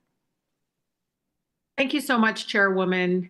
I really appreciate us doing this hearing. I think it's critically important, and I sincerely appreciate it. I'd like to use my time today, though, to focus on the unique obstacles of many of my fellow women of color who must contend with systematic racism and sexism, and particularly every aspect of their daily lives, which significantly impacts their access to education, housing, healthcare, and so much more. For example, while Black and white women have fairly similar high school graduation rates, white women are about 10% more likely to be able to access higher education. This March, Chairwoman, there was a study called Black Womenomics, which found that this gap is the result of disparities in school funding and equality education, explicit and implicit classroom biases, and access to fewer financial resources. Again, not due to choice, but due to these systems that are in place that are holding back our Black women. And so I ask unanimous consent to enter into the report, the Goldman Sachs Black Womenomics study, if I may. Without objection. This education gap, which begins with access to early childhood education, is one of the biggest reasons that women of color make less than both white men and women on average. And in fact, this intensifies the existing historical barriers to home ownership, which is something that's critically important to address wealth gap generations among people of color across the country, as well as the impact of redlining and racially motivated policies. Black households are still 15% less likely to own homes than our counterparts, even when controlling for like income or education, age, and household status. So Dr. Mason, for the benefit of everyone here, could you explain how home ownership gap impacts the ability of women of color and their families to be able to obtain wealth or economic stability in our country? So what we're talking about is cumulative disadvantage. So what, and that just means how the impact of historic policies that have discriminated against communities, particularly related to home ownership. So like redlining, predatory lending practices, not having access or earning wages to be able to afford for the down payment. All these things impact Black women and Black community's ability for home ownership. The other thing we have to know is that in 2008, for example, with the collapse, the previous economic recession, the foreclosure rate of Black women and Black families was extremely high, and that stripped entire communities of wealth that they're never going to get back. And in this moment during the pandemic, one of the things we did learn was that we needed to pause and have a moratorium on foreclosures and evictions. But what we don't know, for example, is the impact of those moratoriums once they are lifted. And what I believe is that it will have a disproportionate impact on communities of color, homeowners of color, and we'll see stripping away of wealth. Thank you so much, Dr. Mason. We know that women of color in our country are put at a huge disadvantage from the start because of various systematic racism and sexism structures, again, that have been set up to make it even more difficult for them to be able to thrive in our country. And I know, and I want to emphasize this, we don't need more studies to tell us that. We already have the data and the information. What I do know is that as somebody that represents the 3rd Forest Congressional District, as somebody that has seen our state, the state of Michigan, lost more Black homeownership than any other state in the country, that we need to start looking at some of these structural changes, like the Boost Act that would allow people that make less than $100,000 to be able to get a tax credit directly and uplift about 45% of people out of poverty. We need a living wage. We need to prioritize books in schools over bombs and submarines. This is what we need to do, is try to make sure that our budget is fitting those values and making it easier for every single person in our country to be able to access to thrive. These are the type of things that we know, all of us know, that will help every single woman in our country. And so I think it's very important, as someone that is in this space, that I'm bringing my own lived experiences, being a child of immigrant parents, but also as a woman of Muslim faith and in these spaces, that I don't want to just be put in as a body to diversify the space. I also want to be able to help shape these policies. And I'm asking all of my colleagues to understand and listen to these lived experiences and understand what we're telling you is the truth. It is harder for women like us to be able to thrive in our country, and we need to change that. And the reality is, you all are deciding to silence us, to try to make us less credible in these spaces, versus actually listening to us and making our country even better than it can be, because this type of racism and this type of silencing of women like us is not going to help us all thrive. Thank you, and I yield. Thank you. Thank you so much. The gentleman from Illinois, Mr. Davis, you are now recognized. Mr. Davis. Thank you, Madam Chairman. I want to thank you for this very informative hearing. And also I want to thank all of the witnesses. As a member of the Ways and Means Committee and as chairman of the Subcommittee on Worker and Family Support, I'm going to ask about the assistance programs that provide lifelines to low-income individuals and families. As women and women of color are overrepresented in the low-wage workforce, access to these programs and the efficiency of them are particularly important. The American Rescue Plan expanded the Earned Income Tax Credit and Child Tax Credit so that more workers and families could benefit from them. The Center for Budget and Policy Priorities estimates that these policies will cut the poverty rate of Black children from 17.8% to 9.7%, and the poverty rate of Latino children from 21.7% to 13.4%. Other studies have concluded that overall child poverty could be cut in half. The center has found that 497,000 personal health care workers and 474,000 child care workers will benefit from the child tax credit expansion. Ms. Poole, let me ask you, how is additional assistance for children important to strengthening the care industry infrastructure and supporting the workers in that industry? And should Congress consider structural changes that extend these policies beyond the duration of the coronavirus pandemic? Ms. Poole, would you? Thank you.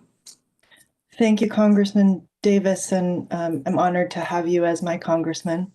And I cannot overstate the essential nature of the measures to address child poverty and support our nation's children that were a part of the American Rescue Plan.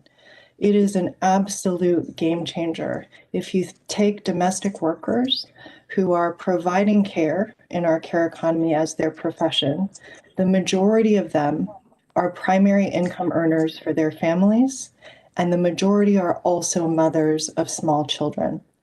And they will benefit from these temporary measures.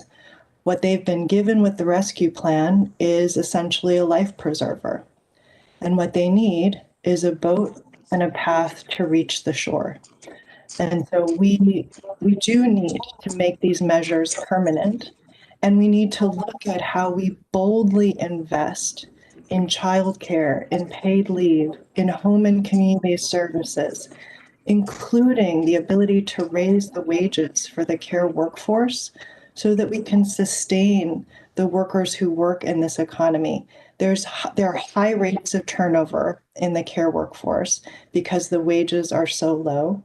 We often lose some of our best caregivers to other low-wage service professions because they can better make ends meet. There are massive labor shortages in home and community-based services. People with disabilities and their families, older people are waiting for services, and we cannot offer them because there isn't enough funding in the system and because the workers are underpaid and cannot sustain doing this work. So there's a huge amount that we need to do in order to secure our care infrastructure to enable our economic recovery. And the American Rescue Plan is a really important step. It really points the way forward for us. Thank you so very much for your expert testimony. And I want to thank all of the witnesses, Madam Chairman. And I appreciate the fact that this hearing demonstrates that we can't just deal with the pandemic in terms of a response, that we need cures that go far beyond the pandemic.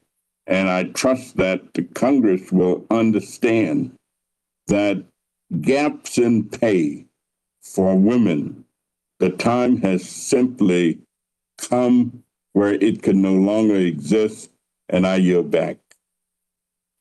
The gentleman yields back. Thank you very much. The gentle lady from Florida, Ms. Wasserman Schultz, is now recognized. Thank you, Madam Chair. Thank you, Madam Chair. For many working mothers, the pandemic added new child care demands that forced them to step back from the workplace or really even leave it altogether. And in fact, since the start of the pandemic, women saw a net loss of more than 5.4 million jobs. As many as 1 in 4 women who reported becoming unemployed during the pandemic attributed it to a lack of child care, according to one analysis. That was twice the rate reported by men. Ms. Poole, how has the strain of child care demands during the pandemic pushed moms out of the workplace? Working moms in the pandemic were simply unable to manage the impossible choices before them, to figure out how to work and take care of their children who were home from daycares that were closed, schools that were closed, managing online learning while trying to work remotely if that was an option for them. And it was simply too much to bear. And the truth is that our lack of supports for caregivers, from working moms, for family caregivers coming into the pandemic was already incredibly tenuous. It was already unsustainable. what happened with the pandemic was essentially it made it completely untenable for huge numbers of women, especially women of color. And so it's the straw that broke the camel's back. And now we're back at 1988 levels of women's workforce participation. We've got to address this if we're to recover from this pandemic. There's no question about it. 1988 levels is the year I graduated from college. So that is basically my entire adult life. And I'm the founder of the informal Moms in House Caucus. We have a record number of women in Congress with school-age children. And I'm concerned that if Congress fails to take bold action to address this, that we're going to have many more mothers that are permanently forced out of the workplace. So thank you for your feedback. Dr. Mason, what kind of barriers do mothers face when trying to re-enter the labor force? Well, what we know is that unless we're able to get the pandemic under control, which we're working really hard to do, and schools open and daycares open, women will not be able to re-enter the workforce in any significant way. And so barriers that women face to re-entering the workforce is care. We've already talked a lot about that. But also the predictability of being able to search for a new job. If you don't know when schools are going to reopen, if you don't have a available daycare slot or you're on a wait list, it makes it really hard to predict or apply for jobs or accept a job because you just don't know. It's just so unpredictable. The other barriers that women face is that it's the idea that there will not be a one-for-one recovery for those jobs that have been lost. So some women will have to enter new sectors altogether. And so there is a real need for education and training in this moment and making sure that women have the economic supports they need while they receive training and also so that they are able to take care of their families. Thank you. Really, in order to get our nation's economy back on track, we have to address America's child care crisis as part of our pandemic recovery. The American Rescue Plan thankfully made serious headway in easing the gap that our child care infrastructure has by providing $40 billion to help support families and providers. The historic expansion of the child tax credit helped so many low-income women and families that will finally be lifted out of poverty and receive long overdue relief. But we have to gain a multi-pronged approach to support families so they can go back to work and send their children back to child care. One additional step is enacting the Child Care for Working Families Act, which I'm proud to have joined Chairman Bobby Scott in introducing last Congress. And that would make child care more affordable across the United States and foster the development of a more robust child care workforce. I can tell you, as a mother of 3 children who are well beyond child care age now, the sticker shock that you face when you are trying to make sure that you can return to work and be able to afford the huge percentage of your income, particularly as a woman, that childcare usually costs, is a massive obstacle. And so many families and couples have to decide whether it's worth it to actually have the mother usually go back to the labor force and rather than just stay home and not have that huge childcare bill eat into their overall income. So thank you so much, Madam Chair. Thank you for doing this very important hearing today. And let's hope this is one of the last equal pay days. Thank you. The gentleman from Florida, Mr. Donalds, is recognized for 5 minutes. Mr. Donalds. Thank you, Madam Chair. Panelists, thank you so much for being here with us this morning. I want to get right to it. I don't want to get into a bunch of, leading speeches. But Ms. Onwuka, I got a question for you. Obviously the pandemic has created major issues for everybody across the country, including women. We've seen massive losses in jobs. We've seen communities shut down. We've seen schools closed for far too long, quite frankly, which has actually led to a lot of families not being able to return to work or being put in a tough place with respect to, are they going to frankly watch their kids at home or be able to rejoin the labor force? And these things have occurred for a multitude of reasons that go far beyond what my colleagues want to talk about, which is what they perceive to be the discrimination against women. My question for you specifically is, do you believe that pay gaps as they exist are based solely on sex discrimination, or do you believe that there are other nuances that impact this? Congressman, thank you for your question. I absolutely do believe that the pay gap is driven by other factors, a number of controllable factors. When you control for those things, everything from your occupation. We've heard about, women not earning, dominating certain sectors and still not out earning men in those sectors that they dominate. Well, when you look at the distribution of where women are in those sectors, in an occupation, for example, when you look at nursing, for example, male nurses earn more than 18% than female nurses. Why? Well, not surprisingly, they are in the better, higher paying specialties. They're working longer hours. So when we talk about all of these different factors, hours, occupation, time out of the workforce, they all layer together to contribute to that pay gap. And I hope that comes across in today's discussion. And it's not just all about the gender and even racial discrimination. Let me ask you a follow-up question to that. Do you think that any of the new entitlements that, were put into whatever that bill is we passed 2 weeks ago, the coronavirus bill, whatever they want to call it, do you think that any of these new entitlements are actually, ease these burdens, or do you think it's just going to paper over the burdens that already exist and the disparities that already exist based upon the other factors that you cited? Well, I think certain people will absolutely feel a little bit more in their pockets if they were already receiving those entitlements. But when you're talking about individuals who, are not direct beneficiaries, they want to get back to work. They're not interested in necessarily, becoming dependent on government entitlements. They're looking for, an open economy in their state and their city that allows them to regain the workforce. Whether you're talking about a service person in the service industry, whether you're talking about someone in the hotel industry.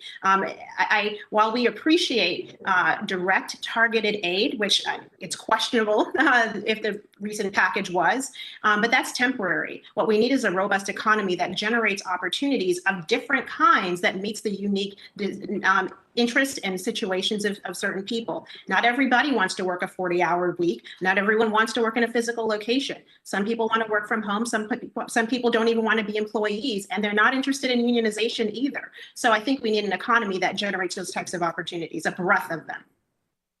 No, thank you for that. I mean, in the rest of my time, what I would state is that, like I said, the pandemic has been something that's been highly impactful to all people in our country, all socioeconomic levels of our country.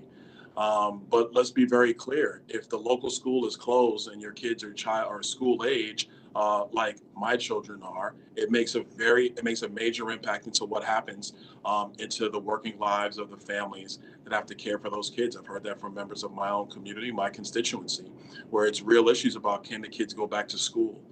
That has major impacts. I would also say that what we're also witnessing, is destructive as the pandemic has been to the economic lives of so many Americans, including women, especially women of color, is that the economy is also transforming. We are seeing that a lot of companies are now deciding to go to hybrid schedules and hybrid calendars. We are seeing that there are companies who are trying to think about, are they actually going to continue having office hours for 40 hours a week or more, because they've realized that they've not missed a beat through the pandemic in the white collar professions. And so I think what we're going to see through the free market is a move that gives more people the flexibility to continue to go up the economic ladder, in spite of the family decisions that exist, in spite of some of the cultural issues and community issues that do exist. So with that, I'll yield back the rest of my time, but I will say I'm not sure that federal legislation is necessary to do what the free market is going to take care of on its own, like it typically does. I yield back. The gentleman yields back. The gentleman from Vermont, Mr. Welsh, is now recognized. Mr. Welsh. Thank you very much. I appreciate it.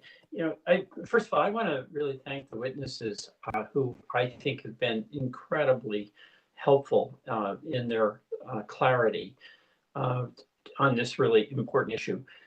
And it seems to me there's really two things that have come out here.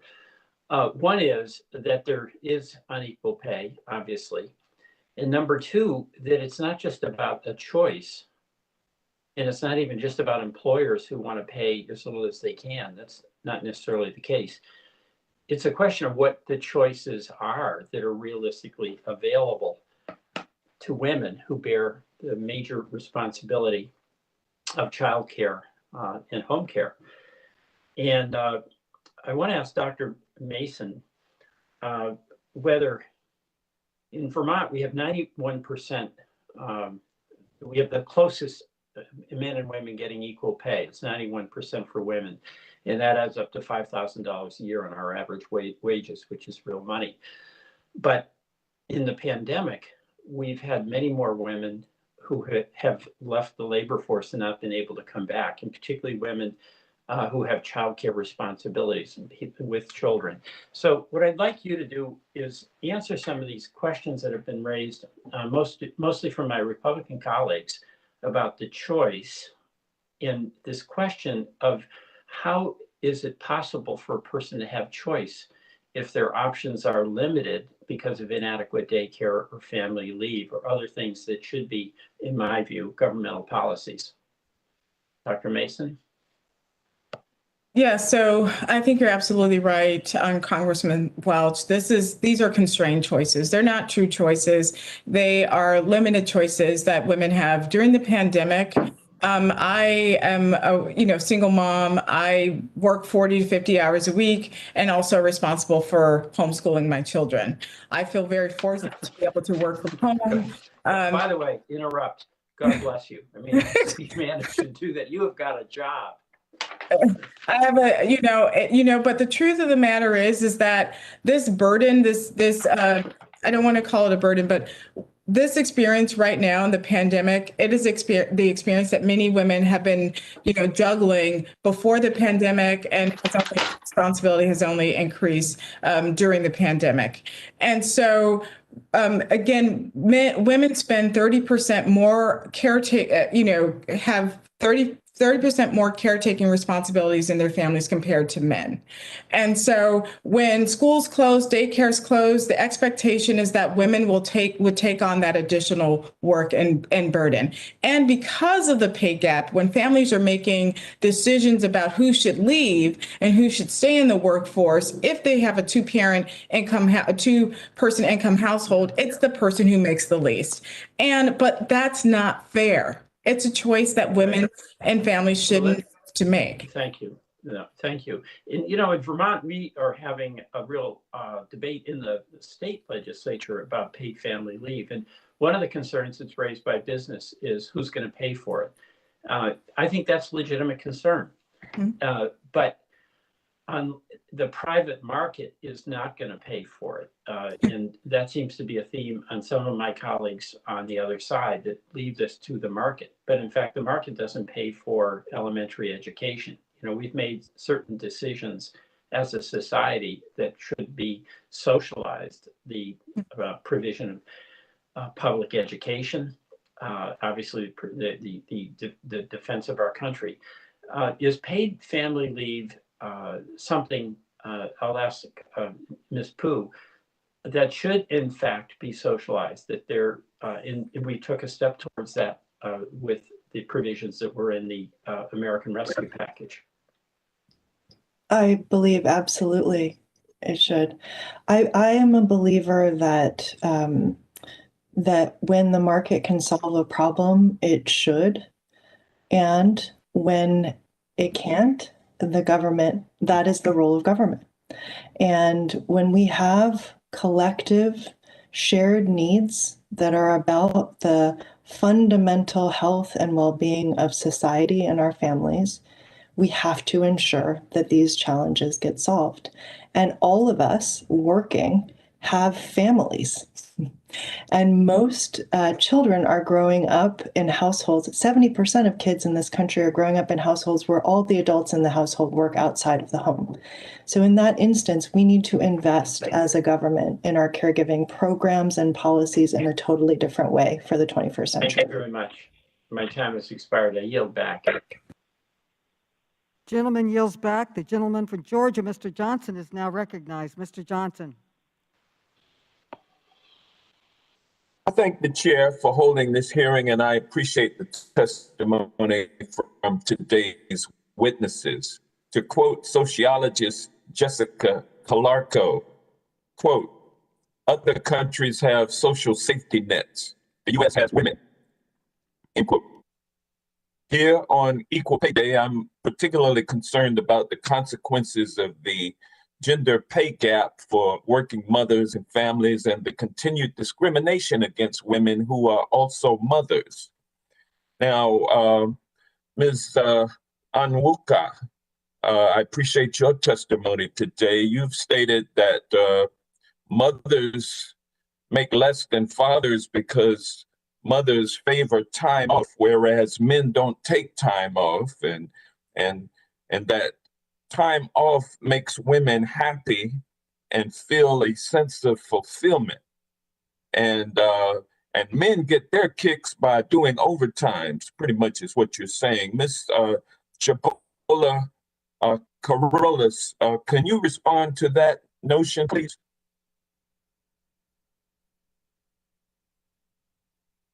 Well, if Ms. Carolus is not available, how about you? I'm here. Would you? Okay, please. For one clarification, would you just repeat that part about her point? Well, yeah, you making me spend my time now. Sorry. All right, but look, Ms. Onwuka is saying that women like to take time off because, you know, it's a matter of choice for them, and they prefer to take care of the children, whereas husbands tend to not take time off because they want to make some overtime. What is your response to that? Well, choice requires power, and women are under an incredible amount of constraint to fulfill their gender norm role, to serve the family, to sacrifice themselves, and oftentimes are not making as much money anyway compared to if they have a male partner in the relationship. And so it's just logical, it's rational under these constraints to do that. It's not because it's a personal preference or it's advantageous necessarily. So all that talks about fulfillment and sense of happiness and having to do this, you would not agree with that, correct? I would not agree with it as. Okay, and let me move to my next person. Thank you. Thank you. Ms. Onwuka, do you know who Lily Ledbetter is? Congressman, yes, and I would like to respond to Ms. characterization if possible of what I said. And you're familiar with the fact that Ms. Lily Ledbetter was working at a Goodyear plant down in Alabama. She was an area supervisor. There were 15 males doing the same job as she. She had more seniority than anybody, and she made thousands of dollars less than what her male counterparts were making. Do you think that's fair? Sir, I'm not going to go back and talk about Lily Ledbetter because I understand. Okay, well, then let me ask you this question. Do you think that there should be federal law that guarantees that women performing the same work as men receive equal pay as men? I believe we have those laws on the books, sir. Well, why would this happen to Ms. Lily Ledbetter? Because in practice, different companies Was it the free markets? Was it the free markets that caused that to happen, or was it government that caused Ms. Lily Ledbetter to not be paid equal pay for equal work? Well, you know, it's unfortunate that there are people who harbor discrimination potentially, and thank goodness that the law provides us with means of redress to adjudicate those issues. And by the way, some of the data that I was referring to earlier, sir, would you allow me to respond? Well, yeah, I'd like for you to respond to my question. Shouldn't there be federal laws to protect women, to ensure that they receive equal pay for equal work? And sir, I've responded that we have federal law that it ensures that you cannot be paid differently based on gender discrimination. Why does this keep happening then? Please repeat your question. Why does this keep happening? Well, I think we need to empower women, number one, to seek redress when they are not compensated the way that they should be. We have an entire federal agency that does that. And then we also need to talk about education. And I appreciate and agree with a lot of my colleagues that, yeah, education is woeful for many women, particularly kids that look like you and me. And that's why I advocate for school choice, so that they can get out of the failing public school system and into maybe other options that would give them an advantage and an opportunity, and expand their horizons and open them to different ways of earning greater protection. We should let the free markets take over our public school system. And with that, I yield back. Thank you. The gentleman yields back. The gentle lady from California, Ms. Porter, is recognized for 5 minutes. Thank you very much. Dr. Mason, I wanted to talk to you about policies that harm women, specifically that hurt single mothers. The American Rescue Plan expands the child tax credit, correct? Yes, that is correct. And how much does it increase the credit by? It increases the credit by $3,600 for children under the age of 6, and $3,000 for other ages. Yes, and it would lift about 4.1 million children above the poverty line, cutting the number of children in poverty by more than 40%. That's a conservative estimate. Is that right? That is right. But the tax credit, the child tax credit, has two different income cutoffs, right? One for married couples and one for heads of household. Mm-hmm. Right. And who typically files as heads of household? How do single parents of young children typically file? What is their tax status? Single mothers, heads of single mothers are more likely to file as heads of households. Heads of household. But Yes. heads of household have a different cutoff for the child tax credit than married couples who have Yes. children. That's right. So I want to break this down. A single parent making more than $112,500 a year starts to lose the child tax credit, whereas a child and a married couple doesn't start to lose that credit until their combined income is more than $150,000. Is that correct? That is correct. So to quote a law review article, Beyond Head of Household, Rethinking the Taxation of Single Parents, this discrepancy, quote, this discrepancy means that unmarried parents with income with the same income receive a smaller credit per child than do married parents with income in the same range. Is the cost of food for the single parent's child any less? Do children in single parent families eat less? No. How about the cost of school supplies, uniforms, books? Is there a discount for single parents? No, I wish there was, in fact. Me too. And most importantly, would the cost of childcare be any less for the child of the single parent? No, in fact, it consumes more of single parents' income. Because they don't have anybody else to take care of the child. If they were to work, they need to have childcare that covers the full hours that they're working. So, and yet the tax credit treats that family differently. I like to call this the single parent penalty, but it's really the child in a single parent household penalty. The person hurt here is the child. And because we penalize single parents, we penalize their children. I think this is an outdated, backward policy that needs to change. Dr. Mason, one final question. Would fixing this penalty, bringing these two different kinds of families, both with children and the costs of raising a child born equally among them, would it help women and children? Would it help bring women into the workforce? How would it help support our economic recovery if it would?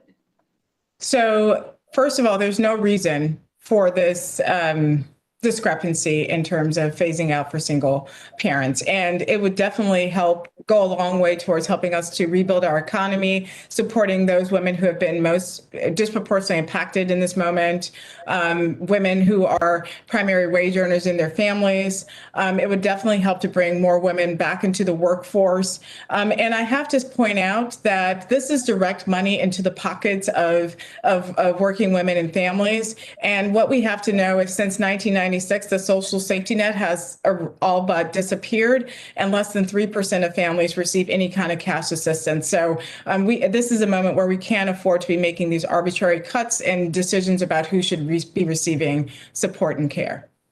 Absolutely, I agree. I think the time to get rid of this differential treatment for children, depending on what kind of family they live in, is long overdue. The result here is we're penalizing children rather than helping children in all families equally. So I strongly support removing the single parent penalty and making sure that we're helping every single child get that benefit. You know, it's interesting, Dr. Mason, I have asked the Ways and Means Committee, I've asked the Joint Committee on Taxation, I've asked on the Senate Finance side, I've had, someone put this question to Jared Bernstein at the Council of Economic Advisors, and not one person has been able to give me a justification for why we discriminate against children in single family households this way. And I think it starts for me to be reminiscent of longstanding efforts in the tax policy to control families and define what is a good and worthy family. With that, I yield back. Gentlelady yields back. The gentlewoman from California, Ms. Spear, is recognized for 5 minutes. Madam Chair, thank you so much for holding this hearing today on Equal Pay Day. There's that old adage, you can put lipstick on a pig, but it's still a pig. And I think the script that my colleagues on the other side of the aisle are reading from is one that is, in all respects, probably laughable. Because for those of us who have been single parents, as Ms. Porter has just pointed out, there is great discrepancy in the law as to how those children are treated. Let me ask Ms. Onwuka, who are the biggest donors to, I presume you're from a nonprofit, is that correct? Yes, Congresswoman. And who are your biggest donors to your nonprofit?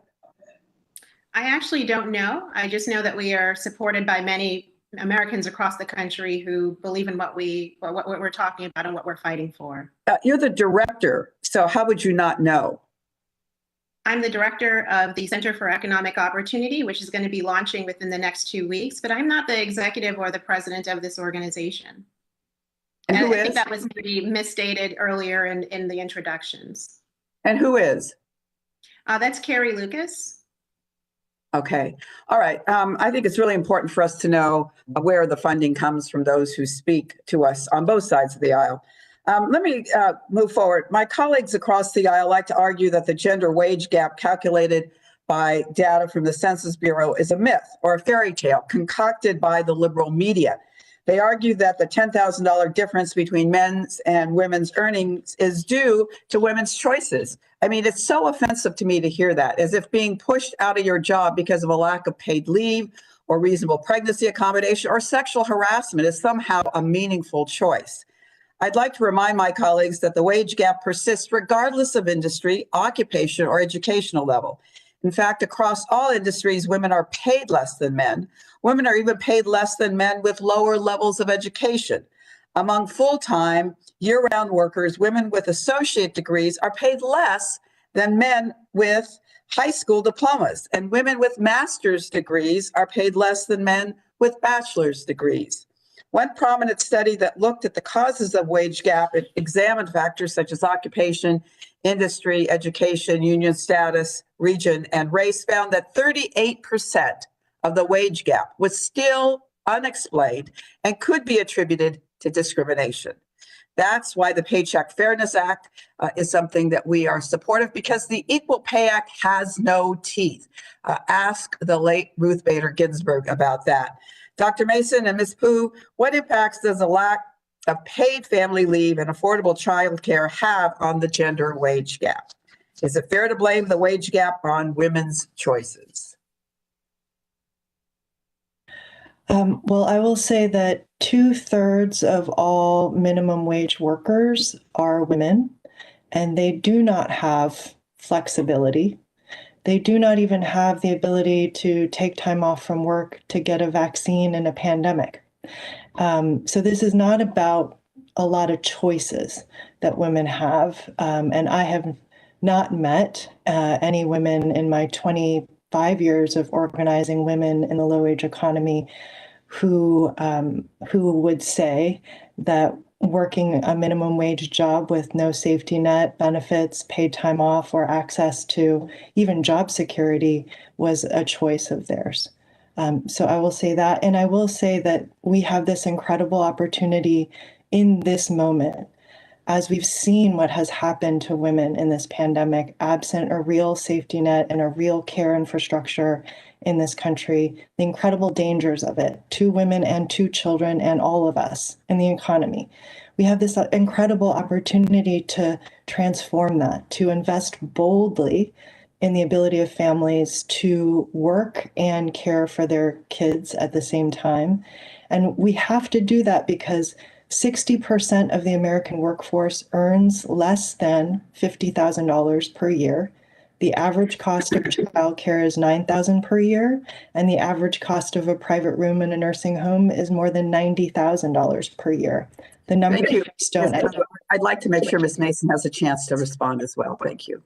I would like to echo everything that Ajin Poo just said, and said that this is the moment for us to really think about a robust care infrastructure that is able to meet the needs of family. As we mentioned earlier in the hearing, families and women can spend up to 30% or more of their income on care.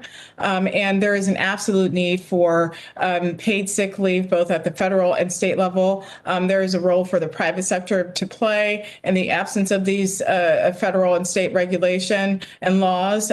So there's so much work to be done. And again, we have done a really great job at articulating the pay gap. And I think we have a number of things on the table and in the legislatures to help us to close it. Thank you. My time's expired. I yield back. The gentlelady yields back. The gentlelady from Illinois, Ms. Kelly, is now recognized. Ms. Kelly. Thank you, Madam Chair.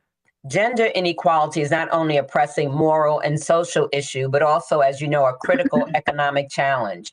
If women who account for half the country's working age population do not achieve their full economic potential, the nation's economy will suffer.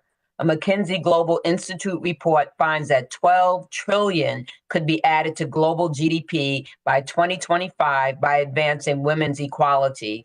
The public, private, and social sectors will all need to act to close gender gaps in work and society. In my hometown, a report prepared by the Chicago Foundation for Women found that if Chicago were to match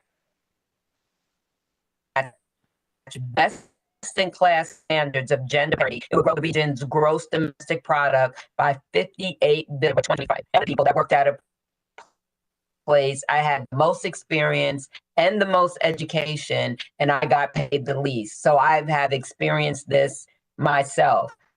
So to begin to close the gender wage gap, women need updated, comprehensive, equal pay policies such as the Paycheck Fairness Act that will strengthen existing protection.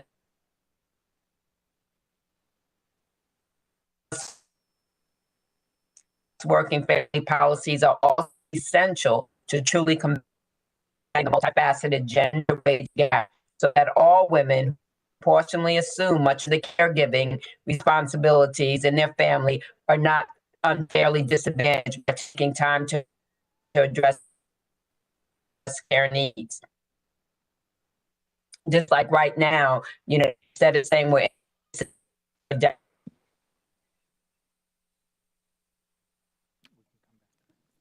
having some technical difficulties with Ms. Kelly. We can come back to her. The gentleman from Maryland has recognized Mr. Sarbanes while we work on her technicality problems. Mr. Sarbanes.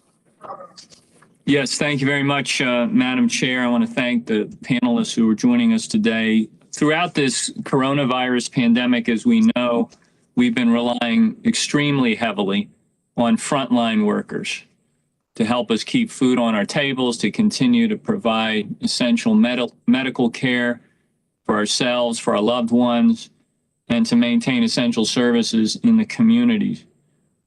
So we owe a huge debt of gratitude to grocery store clerks, hospital workers, long-term care aides, other essential workers that have helped to guide us through this pandemic.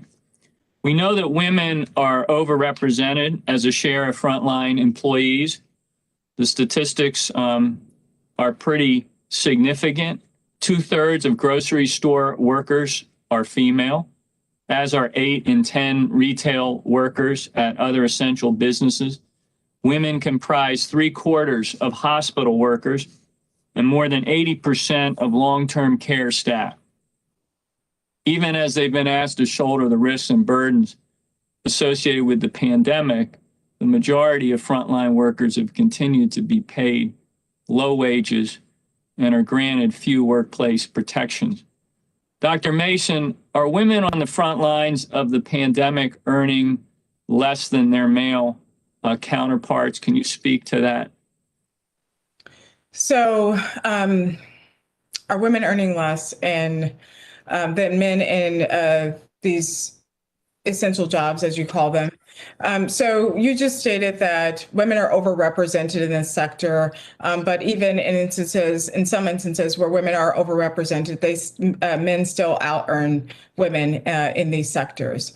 What's really important to know is that not only are these lower paying jobs, but these are also jobs with few benefits, no time off, no health care. And so it really exacerbated the economic precarity that women were facing when the pandemic hit.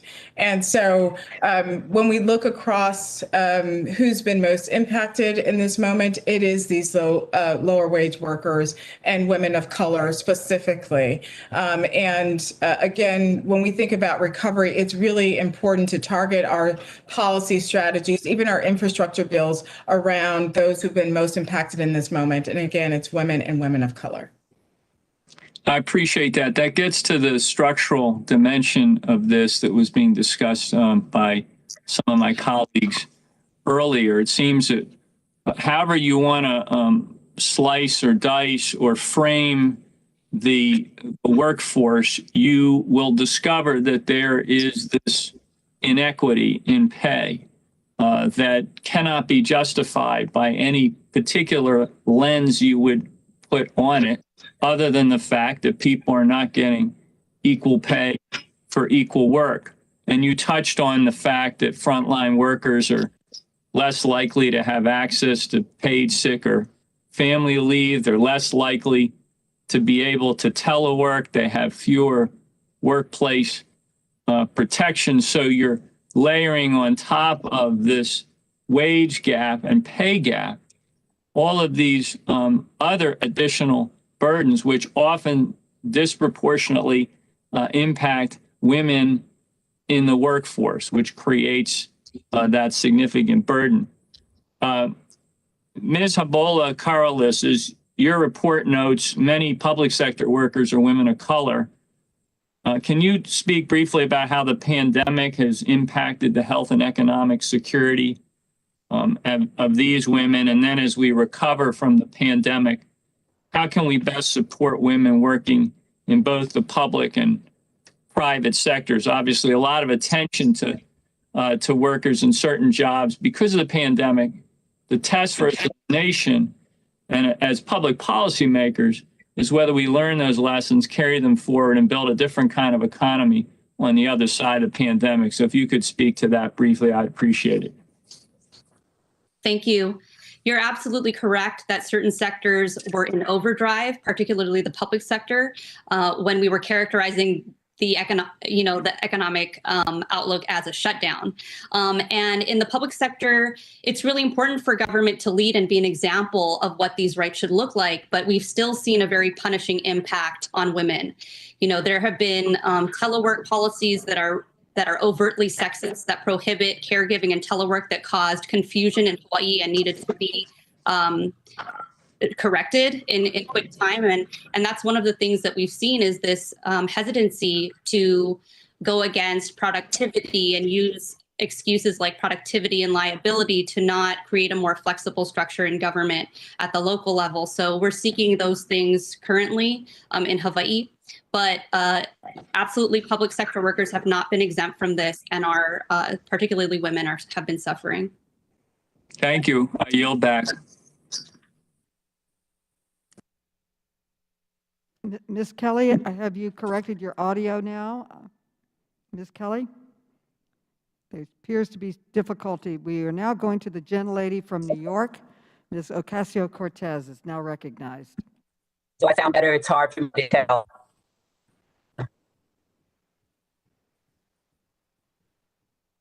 Okay, are we through? Are we going back to Ms. Kelly? We're going to Ms. Ocasio-Cortez. You're now recognized. Okay. Thank you so much, Madam Chairwoman.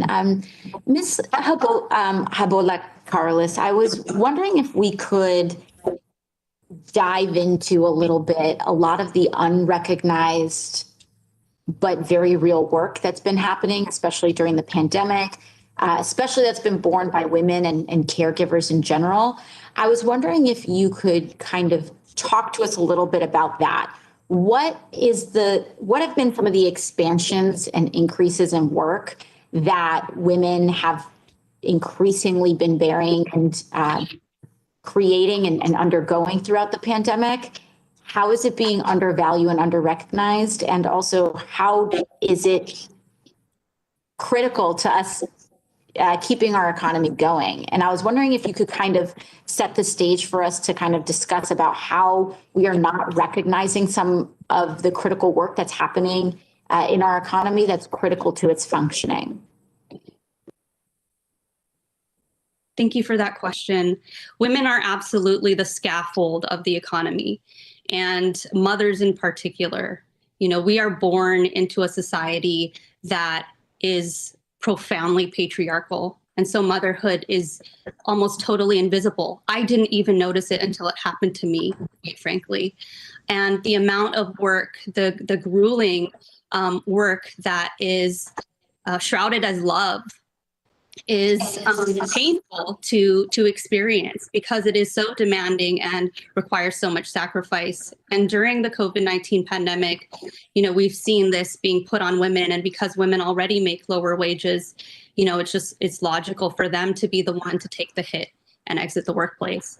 I ask myself every day whether I should quit my job, and I am the executive director of the Commission on Women. So rather than throw statistics at you, I would just share what we've been hearing from our community, which is just overwhelming mental health stress from women who are taking on these burdens. The exodus from the workplace is true, even though it's being denied and cast as voluntary. And we will see the impact of this in the data shortly, I'm sure. But that is what I can share with you from Hawaii.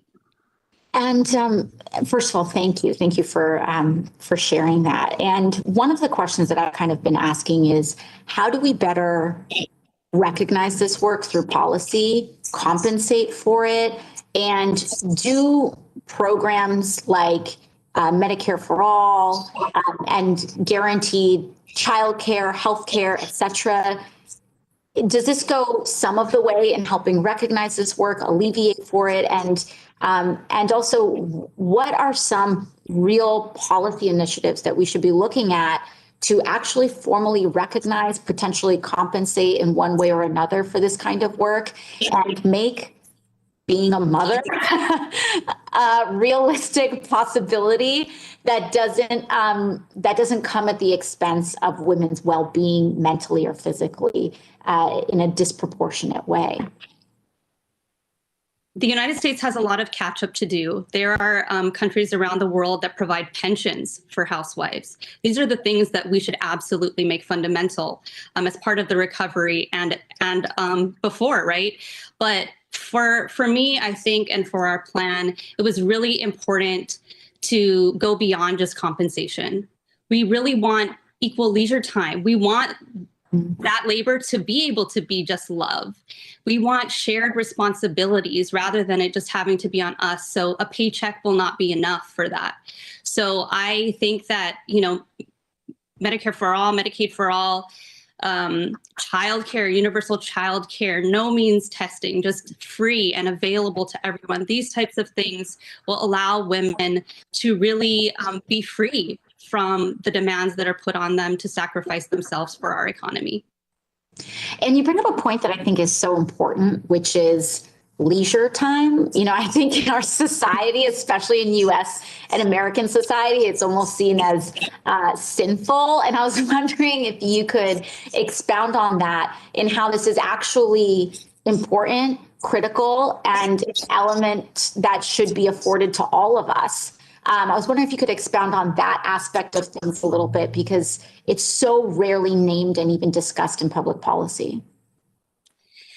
Yeah, and I think it's really important in terms of reordering the economy around, endless growth and consumption and extraction, is reducing work time, valuing the time that we have to be in relationship with each other.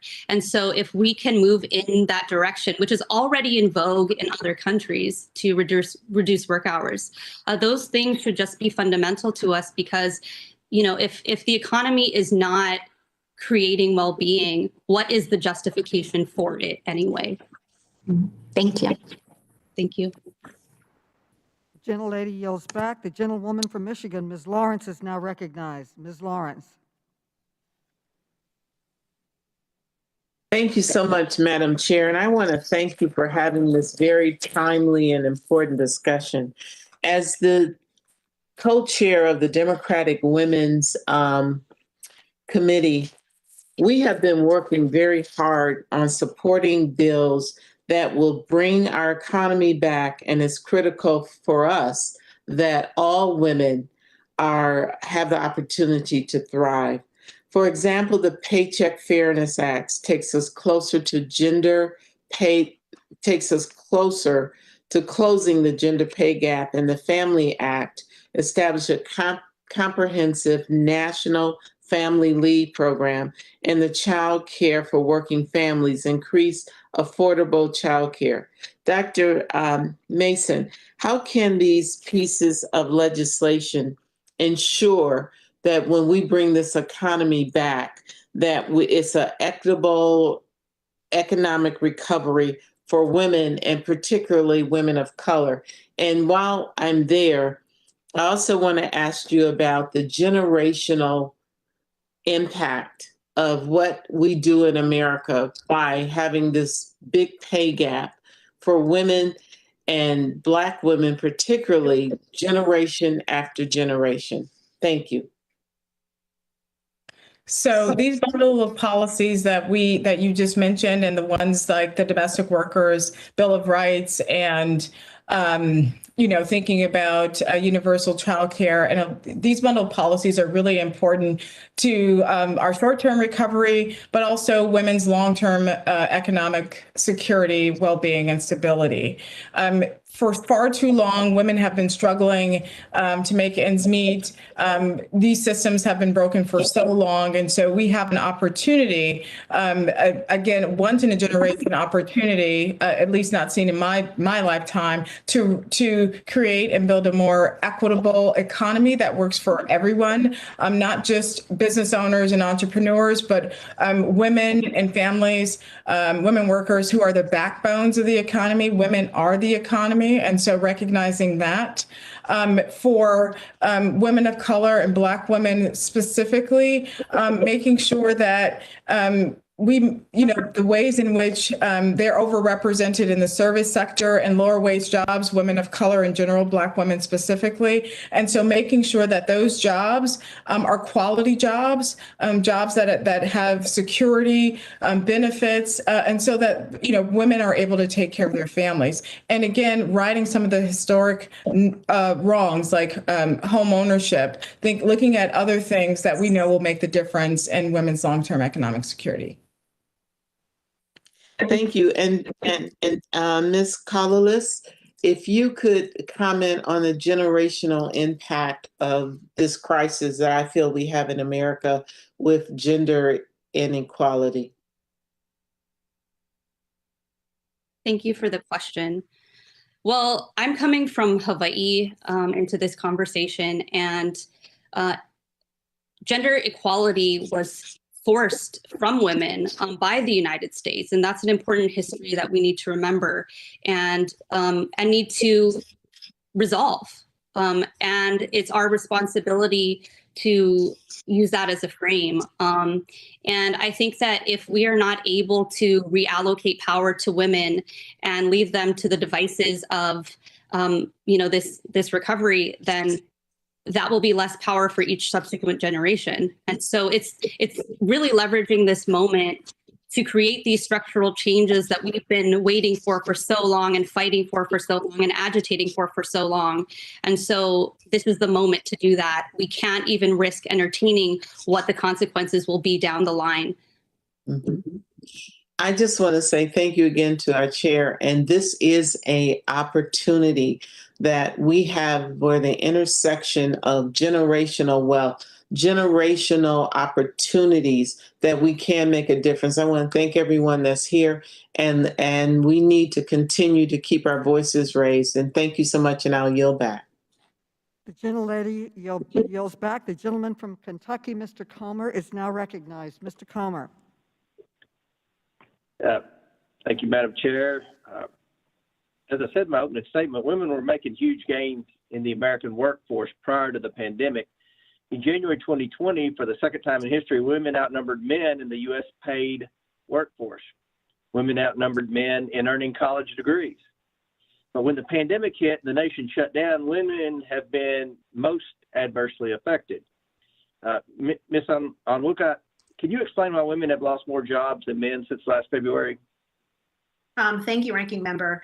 Yes, women tend to be aggregated in the service industry, in the leisure, in areas that have not surprisingly been hit tremendously hard by coronavirus closures, restaurants, bars, working in the travel industry.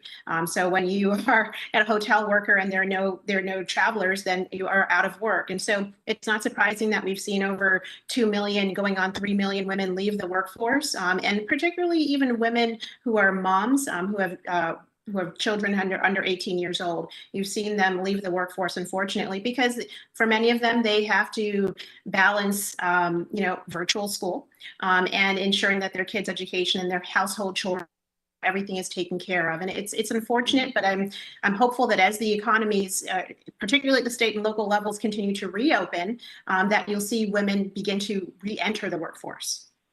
Well, that leads me to my next question. What can we do in Congress to ensure that women re-enter the workforce as quickly as possible? Well, there are some things that you can do and not do. One is not in past legislation that would unfortunately remove flexible work opportunities for women.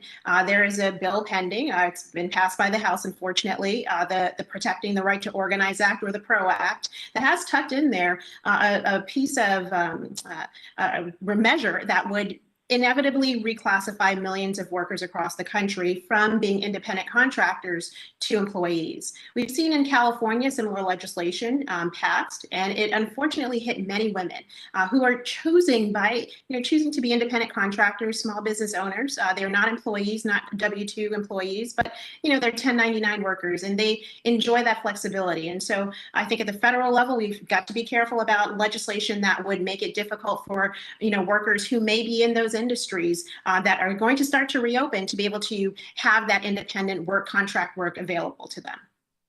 That's a great point. I couldn't agree more. This committee, the Republican members anyway on this committee, have been very vocal about reopening our schools. And one of the things that I would like to point out in this hearing is that obviously when you have virtual learning, it's not the same quality as in-person learning. And could you touch on the fact that, we've affected in my opinion, future female leaders because our schools have been shut down over the past year, especially in the bigger cities where the teachers unions are more prevalent and more adverse to keeping the schools shut down. Could you touch upon that?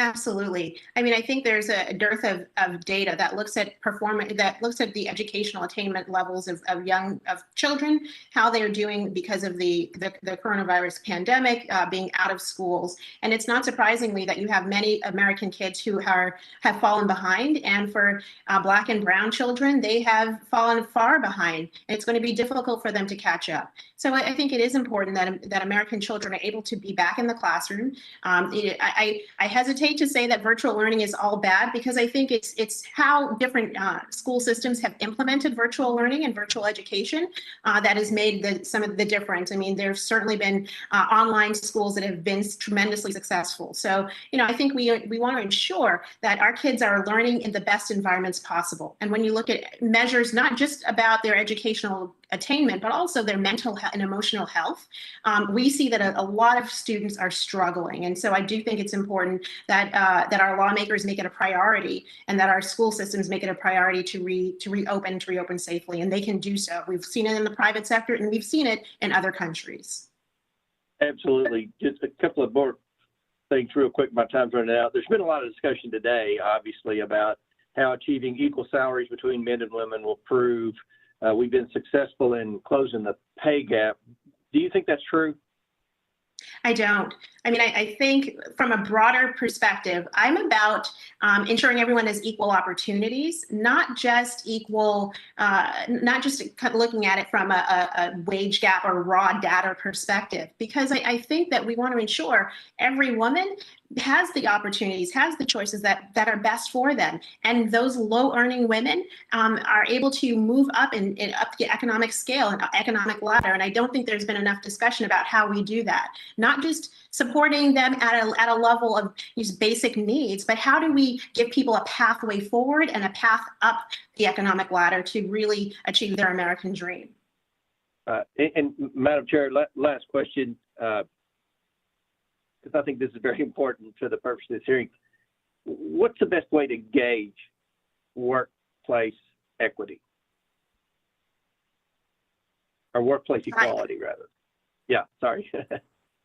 I mean, I think I think you have research agencies or institutes like Pew that looks at that actually ask people, how are they doing in the workplace? Are they getting the salaries, or are they getting the flexibility? Whatever it is that they value most, are they able to achieve that? And as we measure that, I think that tells us more about the health of the American worker than just a raw average gap that's not even apples to apples comparison. Right. Well, thank you very much, Madam Chair. I yield back. And the gentleman from California, Mr. DeSagne, is now recognized. Mr. DeSagne. Thank you, Madam Chair. Thank you for this very, very important hearing. Dr. Mason, I wanted to ask you two areas of questions. In this historic period of, unfortunately, inequality, where access to capital and savings is so disproportionate, it's more disproportionate than any other time in our history when you measure the percentage of capital in our GDP versus wages. So we know from your work and others that this inequality is particularly difficult for women and women of color. I think your research says that the median savings for a single white American woman is $15,000. For a Hispanic Latino single woman, it's $200, and for an African American single woman, it's $100. So we know wages, if you don't have enough in wages, in addition to high cost areas like the one I live in San Francisco, where transportation, housing costs are so such a challenge, that all of this compresses the opportunity. So that's one response that I'd like you to tell me about, is this problem with getting access to capital, particularly in a country where access to capital, if you have a lot of money, America's not a bad place to live right now. And that the Trump tax cuts, 90% of the benefit of that went to people who make over $500,000 a year, who are predominantly white. So there's that. And then the second one that always troubles me is I don't think Americans realize with the advent of two incomes in the workforce from households, and America was a leader in this, we didn't provide the infrastructure to help with that. The employers got most of the benefit. And I think of reading the book Perfect Madness in 2004 by Judith Warner and rereading that and just being shocked at her experience and her research when she moved from Washington and then went to Europe and saw what they had done providing universal quality childcare, access to transportation, and those things. So those two areas, I'd really like to hear your response.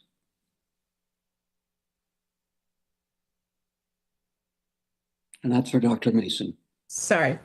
So the number one barrier to escaping poverty is poverty, and that includes low wages, housing insecurity, food insecurity, and all those things have been exacerbated, during the pandemic. And what we have also seen during the pandemic is that people who were doing well before the pandemic are doing extremely well right now, and women and people who were struggling are sinking. And so wages have not kept pace with inflation.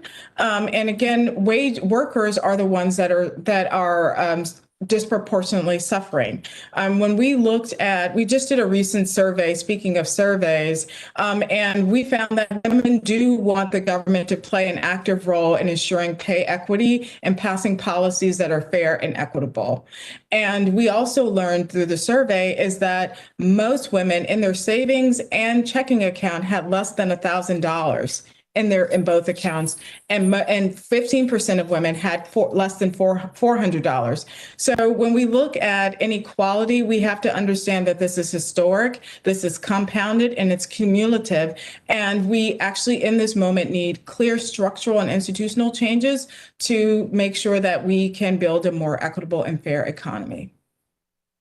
And then the follow-up, the perfect madness question, just what the rest of the industrialized world has done to help women, knowing that our issues around women of color are even worse.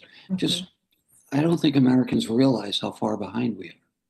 We are really far behind. In fact, when we think about our care policies, the U.S. spends less than 1% of its GDP on family and care policies. We're only above Ireland and Ireland and Turkey. And if we had labor force participations, as high as Denmark for women, we would see $16 billion added to the GDP. So we have clear decisions to make. And this is not about, it's whether it's a hoax or not. These are the facts on the ground, and we need to take this opportunity to correct some of the issues that we've been raising during this hearing. Thank you, Doctor. Thank you for all your work in this field. It's really important. And I do think the competitive advantage that I hear from a lot of my friends across the aisle in terms of the global economy is one that is missing as well. For the morality of what we need to do in this country and the acknowledgement of the historic implicit biases and prejudice, the only way for us to fix this is to acknowledge that and then pursue policies that other countries have that put them at a competitive advantage over us. Thank you. I yield back, balance my time. Vice Chair Gomez is now recognized. Thank you, Madam Chair. I've heard almost everything in this committee. When I started, my colleagues on the other side of the aisle, the Republicans, would say that climate change didn't exist. Last year, in the beginning of the pandemic, they were trying to make arguments and convince Dr. Fauci that COVID-19 wasn't as deadly as just the normal flu. Yeah, that sounds as preposterous as that sounds. That's the argument that they were making just last year. And now we have 530,000 Americans who have died of COVID-19. On an average year, anywhere from 30 to 60,000 Americans die from the flu. But they were making that argument. And now the argument we're hearing is that they're trying to make the argument that the gender pay gap doesn't exist. And if it does, it's really small. And if it does exist, it's because women made certain choices. And I want to be very, very clear for everyone out there. Until there is a choice that a man can have babies and women don't have to have the babies, then there's no real choice at all, right? At all. So this is something that they're trying to convince people is that these choices have led to this decision. I think it is completely preposterous. Also, women have been fighting to create equal pay and equal benefits and to have the same kind of status in their employment as men for decades. I used to work for a nurses association, the United Nurses Association of California. They formed in 1972. And the reason why they formed is because the doctors had healthcare benefits and dental benefits, and they did not. Nurses that worked for Kaiser did not have dental benefits back in 1972. Simple things like that right now would be like, duh, but those disparities existed. And then even if you look at different programs out there, you see those disparities. Also, my colleagues, they talk about how they want flexibility. People want flexibility. Why does only flexibility matter when it comes to a woman and not a man? Nobody ever asked the man, hey, do you want flexibility so you can take time off to take care of a sick family member or a child? Nobody asked the man that. But when it comes to women, that's the one factor that they care most about, which is preposterous, right? Because we've seen that when we give choices, even in California where we expanded paid family leave, that women take it at a higher rate than men. I'm proud to say that men are starting to take it more and more and more, which is great. But it's still the caregiving. When somebody gets sick, it is women that take that burden. So you take them out of the workforce. So it is preposterous. And then when they had a chance to help millions of women by raising the minimum wage, they voted en masse against it, right? So when my mother was working 4 or 5 jobs a week, it wasn't much of a choice because we were struggling on 100% of her salary to make ends meet, to put food on the table and a roof over our head. So this whole red herring that it's a choice is just BS, right? BS. So I know the benefits of a strong paid family leave program. It can be tremendous, but how do we actually do it in a way that is equitable? How do we do it in a way that benefits everybody? That's something that I've learned here in California. We need to make sure that they have job protection below for smaller employees. They need to make sure that they can return to their job. They have also wage replacement that is sufficient for a worker to take that time off. And then at the same time, we want to make sure that they also know about the program. That's one of the things that we need to do. So I just want to say I want to thank all the witnesses here today. Equal pay for equal work is still a real thing.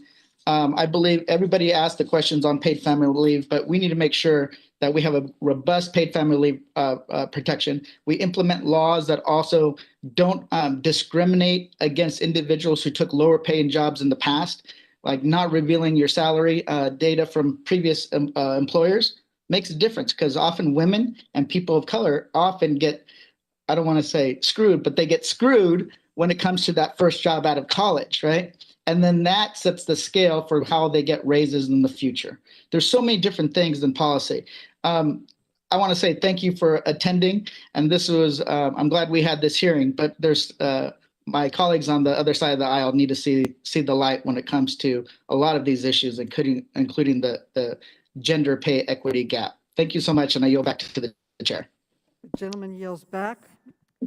And without objection, the following items supporting legislative proposals to close the gender pay gap will be entered into the record. A report from the Time's Up Foundation entitled, "It's Time to Care." A letter from the National Partnership for Women and Families. A statement by Professor Julie Sook. A report from IWPR submitted by Dr. C. Nicole Mason.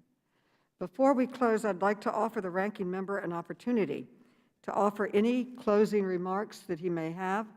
Ranking Member Comer, you are now recognized. Mr. Comer.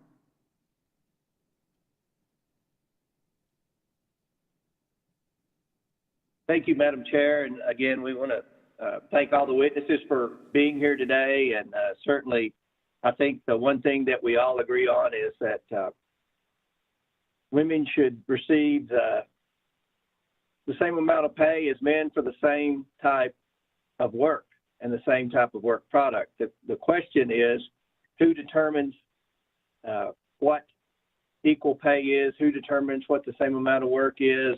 These are the questions that we've tried to ask. These are the problems with the bill. These are the concerns that people in the private sector have. You know, I like to point out that I was Commissioner of Agriculture for 4 years. I led an agency of probably on average 275 employees.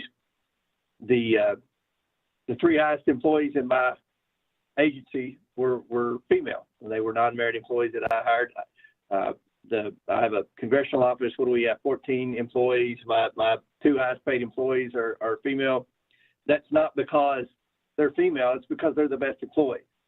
And have a private sector business. A highest paid employee is a female. Not again because the government told me to. Not because that's the law. Because I want the best employees. And I think that in the private sector, supply and demand usually plays out with credible companies that want to hire the best people. I think we live in a new normal because of the COVID. I think there's going to be more work from home. I think this is a situation that's going to create opportunities for some, and I'm more than willing to work with the committee on solutions moving forward. But I do think that this was a productive hearing. I congratulate you all on having some great witnesses. We were proud of our witness too, and look forward to hopefully future hearings on things like border security, because we have a crisis at the border. Hopefully, if these schools aren't reopened in some of these bigger cities, that we'll have hearings to discuss the science of that. And I think that we have a lot of great opportunities moving forward, Madam Chair. With that, I yield back. Thank you. The gentleman yields back. I now recognize myself for a closing statement. We've heard some sobering testimony today from a truly impressive and diverse group of women. I applaud their hard work and continued fight for equality. We know that the pay gap exists. We know that it impacts women over their entire lifetimes, resulting in older women being the largest segment of poverty in our country. We know the coronavirus pandemic is hitting women the hardest, precisely because we have not addressed these systemic inequalities. Let's not wait until the next crisis hits to act. Let's get at the root of the problem now for ourselves, for our mothers, our daughters, our sisters, our neighbors, and for those who are suffering much more than we can ever imagine. I have seen so much progress for women during my lifetime and my tenure in Congress, but we still have a long road to go. Let this be the last Equal Pay Day we ever have to commemorate, because hard-working people of all genders deserve to be fairly compensated for their work. In closing, I want to thank our panelists for their remarks, and I want to commend my colleagues for participating so strongly in this important conversation. With that, and without objection, all members have 5 legislative days within which to submit additional written questions for the witnesses to the chair, which will be forwarded to the witnesses for their response. I ask our witnesses to please respond as promptly as you can. This hearing is adjourned.